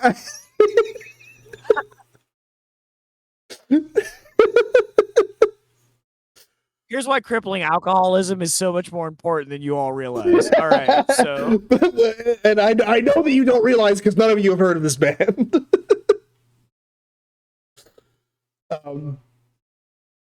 Yeah. Did you check out the new Truck Violence? Is there a new one? I told you this. Did you? It's a new song. Is it? Oh, is it? Blah, I think I saw it. I haven't watched it though. If you're still listening, Truck Violence fucks.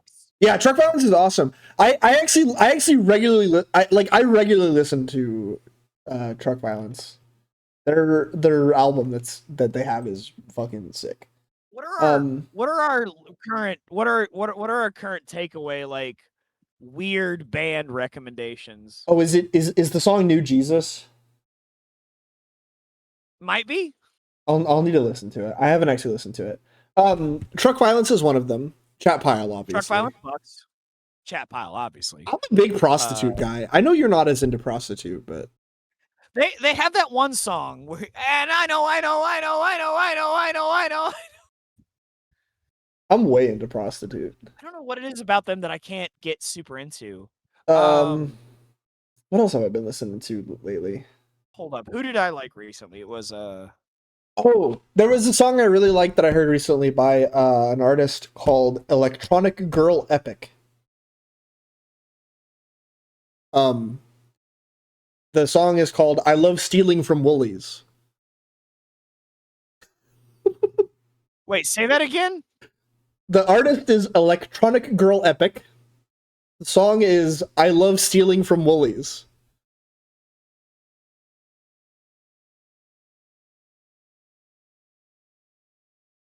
Okay. It's really good. I It's cannot hard recommend. bass. Okay. It's I cannot Australian hard recommend bass. I cannot recommend enough the album Salt Sermon by Missouri Executive Order 44. Yeah, it's pretty good. I think those guys are noisy as fuck. And Yeah. they're cool. Little bit metalcore, a little bit grind. Oh, Definitely a little hardcore. Aya. People should listen to Aya. Is that like weird noisy artist you sent me? The like hyperpop one, yeah. Yeah, very much in the veins of like Yeah. 100 Gex. Yes. Yeah. Dude, People should he's listen cool. to Hexed is the album. Oh, I fucking sent you sent me that and I think I was a little fucked up at the time cuz I usually am. And uh I sent that to Omer and I was like, "We should make some hyper pop." And I sent him that and some 100 Gex and he was like, "I hate this. I don't want to do this."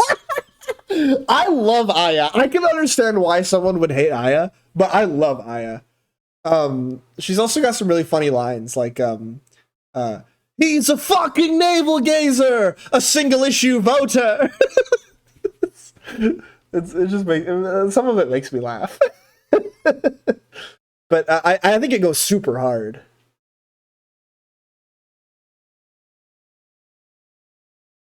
There was another band I discovered. I'm not gonna endorse all of their music because I haven't listened to a lot of it, but like some of their stuff I really like is Fentanyl. That checks out. There's so many Like bands that are just like, "This is a drug." yeah. Hi, Emily.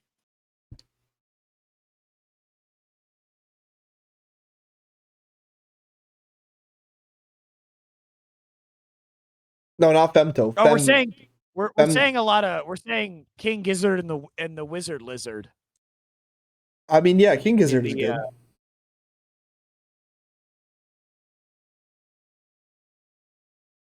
Why did dog, why is this shit getting censored from me? Losers got censored for me. Loser? Is my account like, do they think I'm a juvenile? The one time Snow Thomas in here. Oh shit, I don't think I saw that either. Resting for the part is for losers, an analysis on Buckethead. Oh man, Um, Buckethead is a weirdo. That he's a fun yeah. he's a weirdo, but also like the music he makes or is involved with is usually like normie butt rock stuff. Oh, So he's kind of fascinating for that. the the other band that I would recommend, because speaking of sludge, is Pale Horse. Bro, didn't you open for them? What?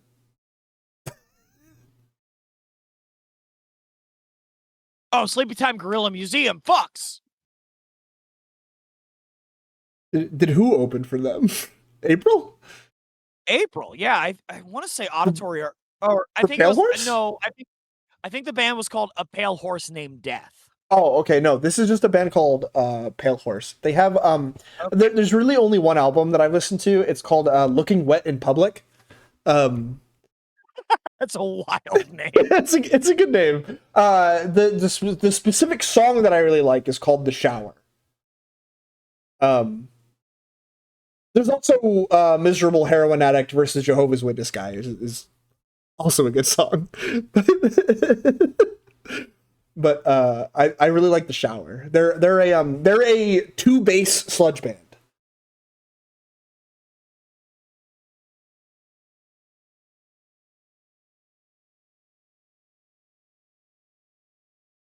Oh, and Couch Slut, obviously. I gotta put Couch Couch Slut Slut out is pretty there. cool. Couch Slut is pretty cool. I've listened to Couch Slut. They're good. Their recent stuff is a lot more polished and good. But I really like their 2014 album My Life as a Woman, which is has way worse production quality, but is like way more like raw. Sometimes like noisier bands though, I feel like the rougher production quality Yeah. actually is better. Yeah. Rape Kit is one of my favorite songs. Like it's so good. It's an awesome song.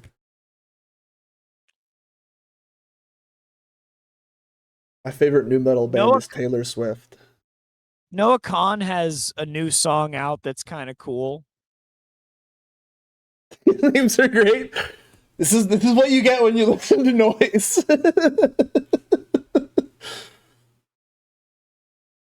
Oh, April just showed me this band. There's a band called Thick Darkness. I don't think you'd like them, but I thought they fucked. Um, Thick it's very Darkness? witchy. It's very witchy. Thick, THICC. Oh. Um, it's very. You won't like it. I can almost promise you won't like it. But I thought they were Really? pretty good. Yeah. Oh, there's a butt on the cover of this album. There is a butt on the cover of the album. Oh, Wait, the you band? would. Wait, no, the band is Omen Bringer? Oh yeah, the I band thought is the Omen band was Bringer. Thick Darkness. No, the band is Omen Bringer. I'm looking at it on Oh, I Tidal. misread that album so much. I fucked Yeah, that all up. yeah. The album is Thick Darkness. I don't know. Monsturbation. Wow. It's very it's very like sex positive femme metal. Wait, that It's a sounds little doomy cool. though. It's a little femme doom. That sounds cool. I'm gonna listen to it. Okay, I don't know how much you'll like it. I feel like you might find some of it cheesy, but I was very much there for it. It's I very kind of like witchy. cheesy stuff. You would recommend Oh, okay. agriculture, right? I do like agriculture. Yeah. We should mention I've only agriculture. listened to their most recent album, Spiritual Sound or whatever. Spiritual Sound. Yeah, but Yeah, it is good. I do like it. it's good. Yeah, If you want artsy black metal, which I don't know why you would, but empowering, sexy Witcher stoner doom rock. That sounds awesome. What do you mean I wouldn't like it? I don't know. I don't know. Maybe you will. I really thought they were called Thick Darkness. I fucked like that up. doom. They're called Omenbringer. I like doom. It's much more melodic doom though. That's like Black Sabbath. I like that. Yeah, I guess so. Oh man, there's a band from back in the day that was called Old Growth, OLDE. They fucking ruled. That band was cool. Most of their album, most of the EP that I listened to from them, they're not around anymore. I can almost promise you. They were a two piece. I saw them at Will's Pub back in the day. Most of their a lot of their music was like Lord of the Rings references. Was that like one of their songs is called "To the Black Gates"? Like it's that type of shit. But they fucking ruled. There's a band that I was listening to that's a two piece that I really liked called Wine. Yeah, WHINE. Wine. Um, it's instrumental. It's absolutely not, Emily. You're absolutely wrong about that. Sean hates so much of what I like. It's true. To the outside observer, it looks like we like the same music, but we like the same weird shit. Yes. So we talk about like similar weird shit. Yes. I think I like normie stuff more than you do. That's true. Yes. I like butt rock. Yeah, there's a band called Wine. They're a two-piece band. They do instrumental stuff, but they the thing that I like about them is that on Spotify their like profile picture or whatever is just the Palestinian flag, and their description is just like free Palestine, free the Sudan, like end genocide everywhere, which I think is mega based. Um, but yeah, they're pretty cool. I would be remiss if I didn't mention Flagman. Oh my god, my cat loves Flagman. I know we talked about this when you guys came down for my birthday. Fuck, Flagman's very good. They're fucking awesome. Well, then fuck it, I'll shout out Endorphin. Oh, wait. Did you see that Endorphin is about to do a show where they play the entirety of Glow Sticks for Clubbing Baby Seals in August? Oh. Wait, I want to go to that. Yeah, it's obviously it's at the Conduit.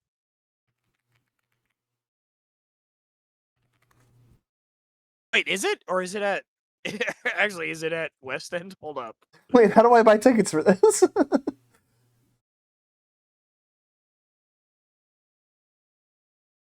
I'll send you a thing. Yeah, send me a link because that sounds fun. I want to go. Yeah, it's Endorphin and Gargamel celebrating the 20-year anniversary of Glow Sticks from Clubbing Baby Seals, and it's I really just like oh shit, it's in July, but it's a Saturday. What's the song I'm thinking of? There's really only one song on that album that I even know. Spaghetti? Yeah, that's the one. Which is a great song.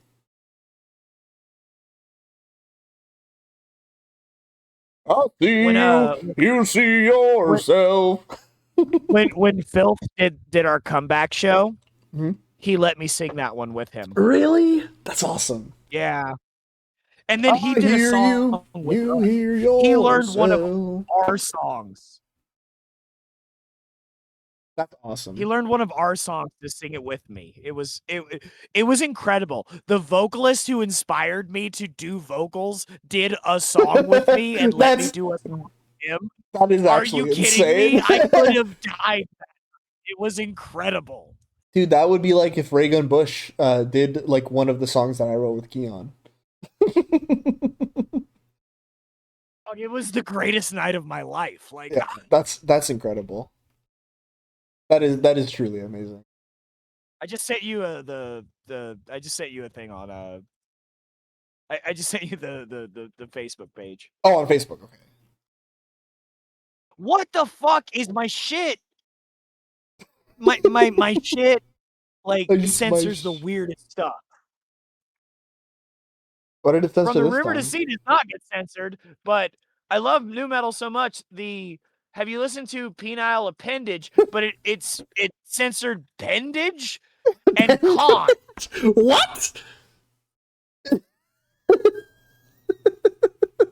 What? What is my shit? What is going on? What?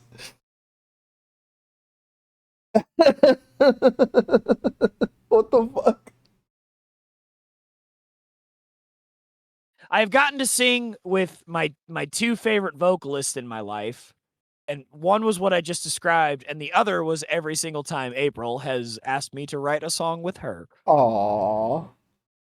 Yeah, we're getting queued up in this bitch.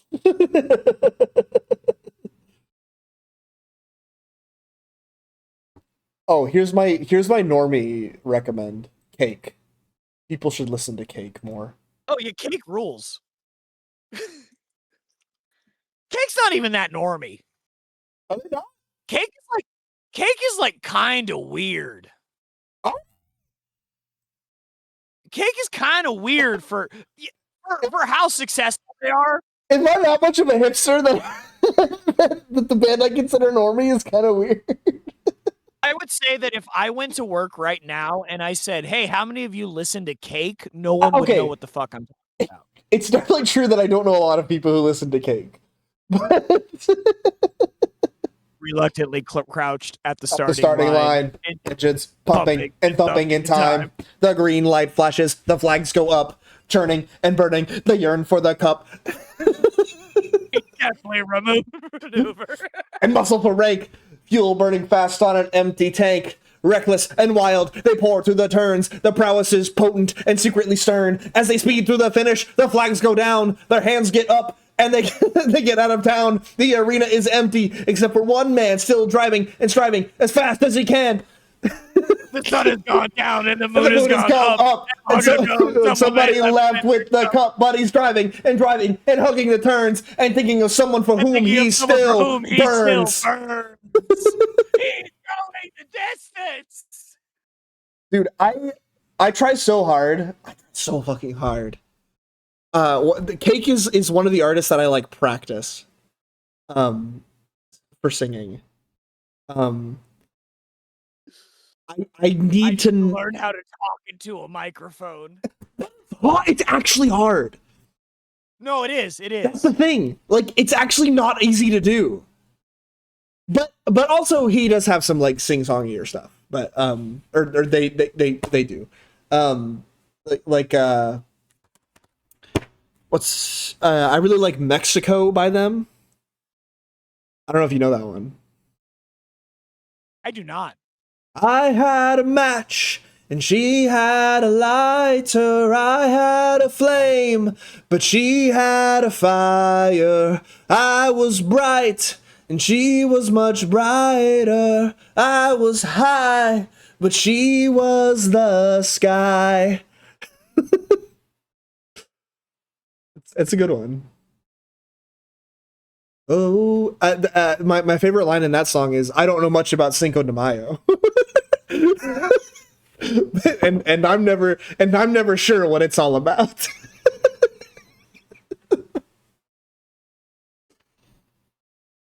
I mean, this is the fascinating thing to me about like one of the reasons why I think just exploring nu metal is so interesting is because there's so much music from the 90s that I know was massive, but when I reference it, nobody knows what the fuck I'm talking about. I go through this every day. I think me more probably than you because I'm younger. Maybe so much of my music taste is centered in like the 90s and early 2000s, and no one my age listens to that shit. I made it my personality for a few months at my job to April just referenced a weird one. Yeah. I made it my personality to reference Peaches by the presidents of the United States of America because there was a context in which someone said something about peaches and I was like, I'll move into the country. I'll eat a lot of them. And nobody knew what I was talking about. I was like, that was a hit. What are you guys talking about? How do you not know that song? That song's huge. So at work, I mostly work with people who are like my age, but like one of the guys that I work with is like in his 50s, I think. And like frequently I'll reference something and he's the only one that gets it. And I'm like, fuck. Fuck, I really don't. I really don't. This is also why, like, when I hear metal people talk about, like, what is big in metal, and they're like, oh, this is so big. And I'm like, I can promise you, my dog, it's not. I can promise you that, like, the average person doesn't know what the fuck you're talking about. Like, when people are like, Sleep Token's so big, it's like, I can promise you I could walk into my job tomorrow and say, Sleep Token. And everyone's like, what the fuck are you talking about? Like, no one will know what I'm saying. Everyone's Sleep Token's pretty big. They're very big in a certain context. But if I go to work tomorrow and say, Sleep Token. I can't stop seeing people fucking talk about them online. No one knows. Right, because the internet has made niches feel bigger. No one will know what I'm saying if I just walk into my job and go, Sleep Token. No one will know what the fuck I'm saying. They'll be like, that's a weird thing to just say, Eric. What is it? What is a sleep token? What is a like paying to sleep? That sounds dystopian. Are you making like a political statement right now? You do that a lot. Um, Are you and referencing? honestly, I'll feel good. I'll say sleep token in a room of people and they'll look at me crazy and I'll be like, Thank yes, God. the sickness has not spread. Did you watch the clip that I sent you, the sleep token guy? Did I? No, I don't think I did. No, I sent you because I am a purveyor of the subreddit r slash crappy music. Someone posted a clip from a live show of theirs where the singer is just like riffing at the end of one of their songs. Um, Oh boy. it's not good. It's just not good. Um, yeah, I don't get sleep token at all, man. I just don't understand. I just think they're very boring. Yeah, I don't know what people see in that band.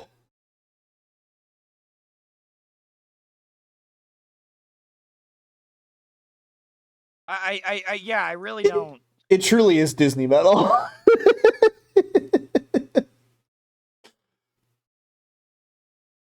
I'm very excited for the day when it comes out that he's like done something really bad and everyone cancels him. I just I'm told by people who are drummers that Sleep Token has a very good drummer. oh yeah, like musically they're talented, but it's it's how I feel about the Red Hot Chili Peppers. It's it's all of these Come pieces on. should work. The Red Hot Chili All Peppers of these isn't that bad. ah I might listen to Sleep Token before I listen to RHCP. No, man, come on. Come on. That's It's a similar. crazy. It's not about who's better or worse. It's about a similar problem where it's like these pieces should fit. They should, but they don't. Okay. Sorry, this is off topic. I'm Oh, is drunk. it? Is the black screen where we've just been ranting on your screen for Listen, like an hour now? I'm drunk. So I'm going to talk about the first thing that comes to my brain. And Yeah. something that I've been vibing with lately that is normie. Weezer. Yeah, Weezer fucks. I I kinda don't hate I some Weezer. I like me some Weezer. April just said it kind of sucks because I like that band Bad Omens, but the singer is starting to use that auto-tune effects on his voice and R&B style vocals like Sleep Token, Icky. Hold on. I can fix Um, the black screen.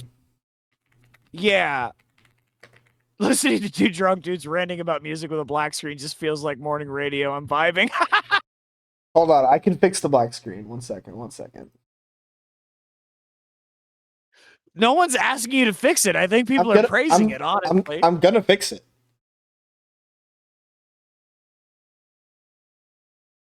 I just have I to find a thing. Hold every on. April, every time I like a song by Bad Omens, I'm like, I feel like I shouldn't like this, but I do. But yeah, I think it's all the same. It's just like it's so processed. It's like Yeah. all so processed and it's like you're talented people. I know you don't need this. So just like do it. I did a Bad Omens song at a karaoke once. I'm sorry. Hell yeah, brother. Hell yeah, brother. Are you going to use the that big several layer water pipe you had? What? I did a Death of Peace of Mind. Oh, you're talking to April. Sorry. I'm Yeah, yeah. confused. April said I'm about to take a huge rip. Cheers, my dudes. I'm not as good as Emily because I don't actually read the things before I react to it. No, that's fine. There, you can let Emily know I said I wasn't as good at something as her, and she can feel good about that.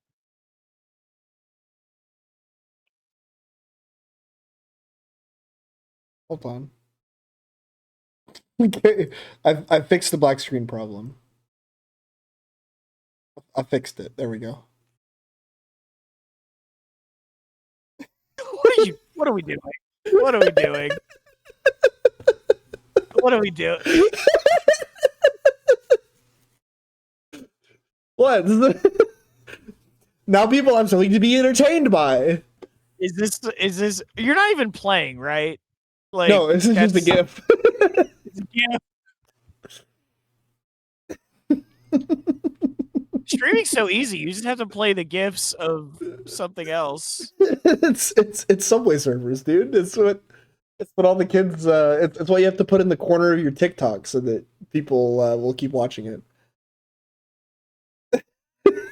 You should you know those shitty games where like people are like, this is actually what the game is, and it's just like a guy shooting at stuff that's coming Yeah, across a bridge.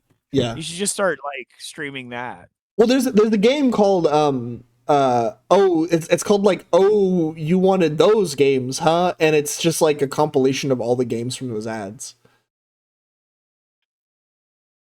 Yeah, you should just start not even playing them. You should just start playing gifs from that. Oh yeah, true.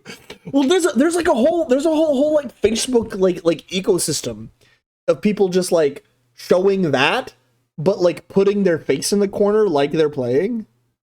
And just like emoting or not emoting. Some of them don't. Yeah, someone don't even try. Oh, I mean, I've seen I like we're so stupid, man, that we've created the worst world. I've seen ads for games that are like, Whoa! oh, Let's not get political on my stream. Hold on. yeah, this one, yeah.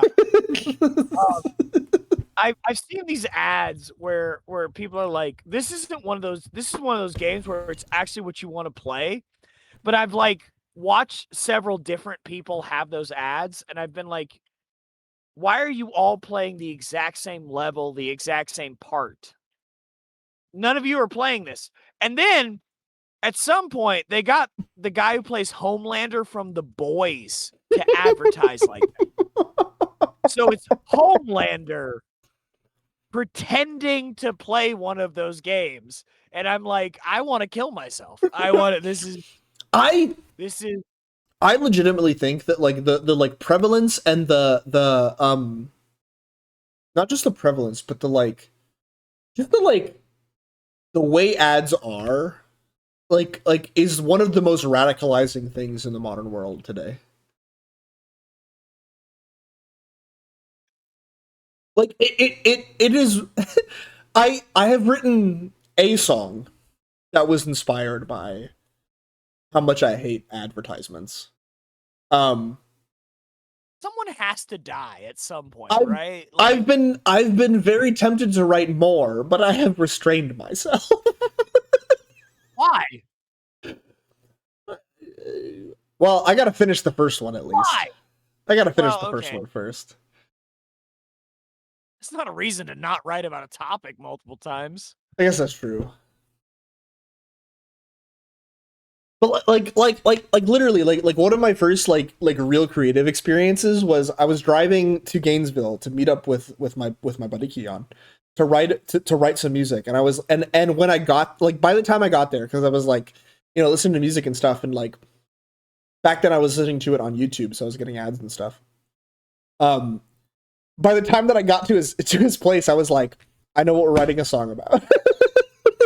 I was like, I'm pissed about ads. We're writing a song about ads.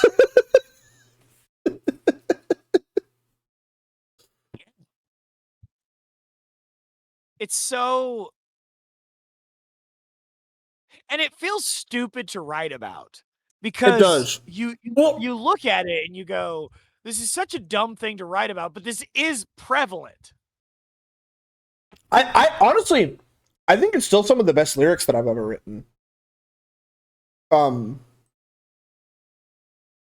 Let me see if I can find them. I think I've showed these to you before. I don't actually need to find them. I know them. You know, if this was a normal stream with Emily, you wouldn't have gone this long. You're That's just true. vibing with me. That's true. That's damn true. But no, I legitimately think it's like some of the best lyrics I've ever written. It's the verses gumdrops on your telephone screen, bittersweet indulgences, numb your tongue to life sugar, um, uh, uh, poison your creativity, a naked dance for all to see. Oh no. Yeah. Well, hold on. Wait. What is it? It's no one to hear you scream, everyone to watch you die, a naked dance for all to see, weaponize your suffering.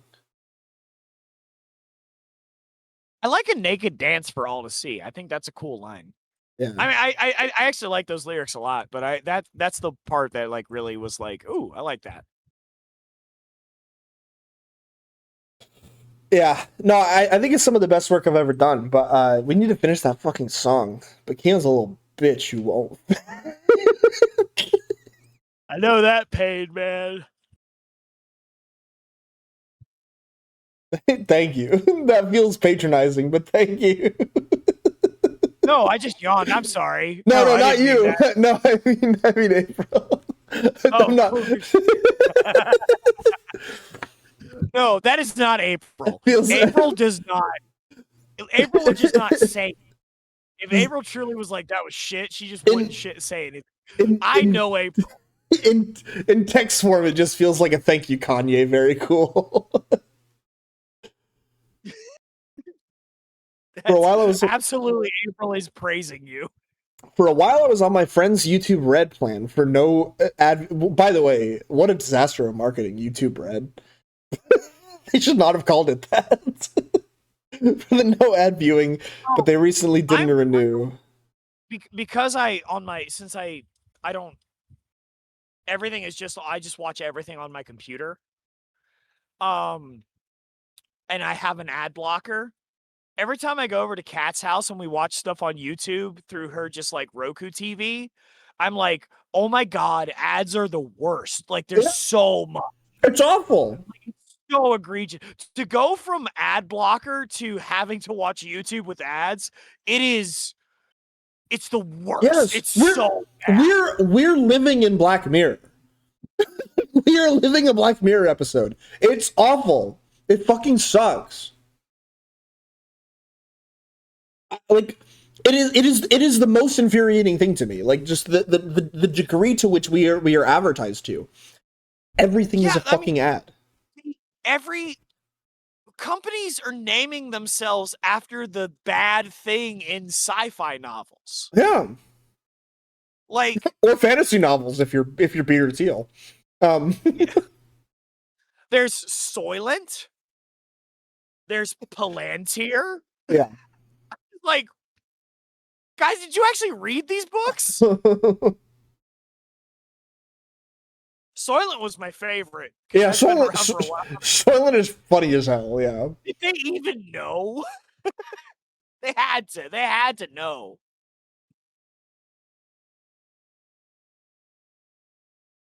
All right. I think I gotta call it. Yeah. I gotta start listening to 7 albums. And I'm gonna listen to one of them tonight.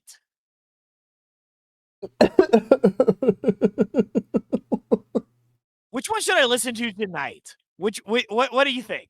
Not Deftones. Should I treat myself? No, not Deftones. Not Deftones. Okay, so don't treat myself. Got it. No, Thanks.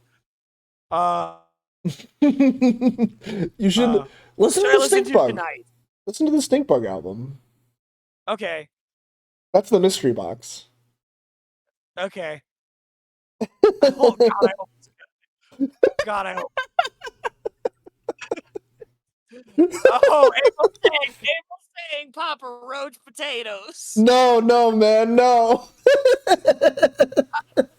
Oh man, I've been April for a long time. I might have to do it for April.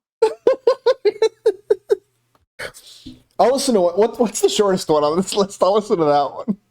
Oh, I don't know. The Papa Roach one wasn't super long. Okay, maybe I'll listen to the Papa Roach one.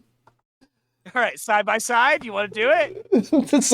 We can do it side by side. Yeah, I can end the stream if you just want to stay on the We'll end call. the stream, but you and I will just turn it on. We'll see what happens. Side by side, baby. Let's All right, go. let's do it. Let's do it. All right, All right. thanks for coming Hey, by, everyone. thanks for tuning in, friends. This was stupid but very fun. I think honestly, it's not any worse of views than what you've had. That's true, but that's In only about 12. that's only because you know people and can bring the crowd. To be fair, Not necessarily. Greg left a while ago. that's true. Brought 2. All right, love you, babies. All right, peace out.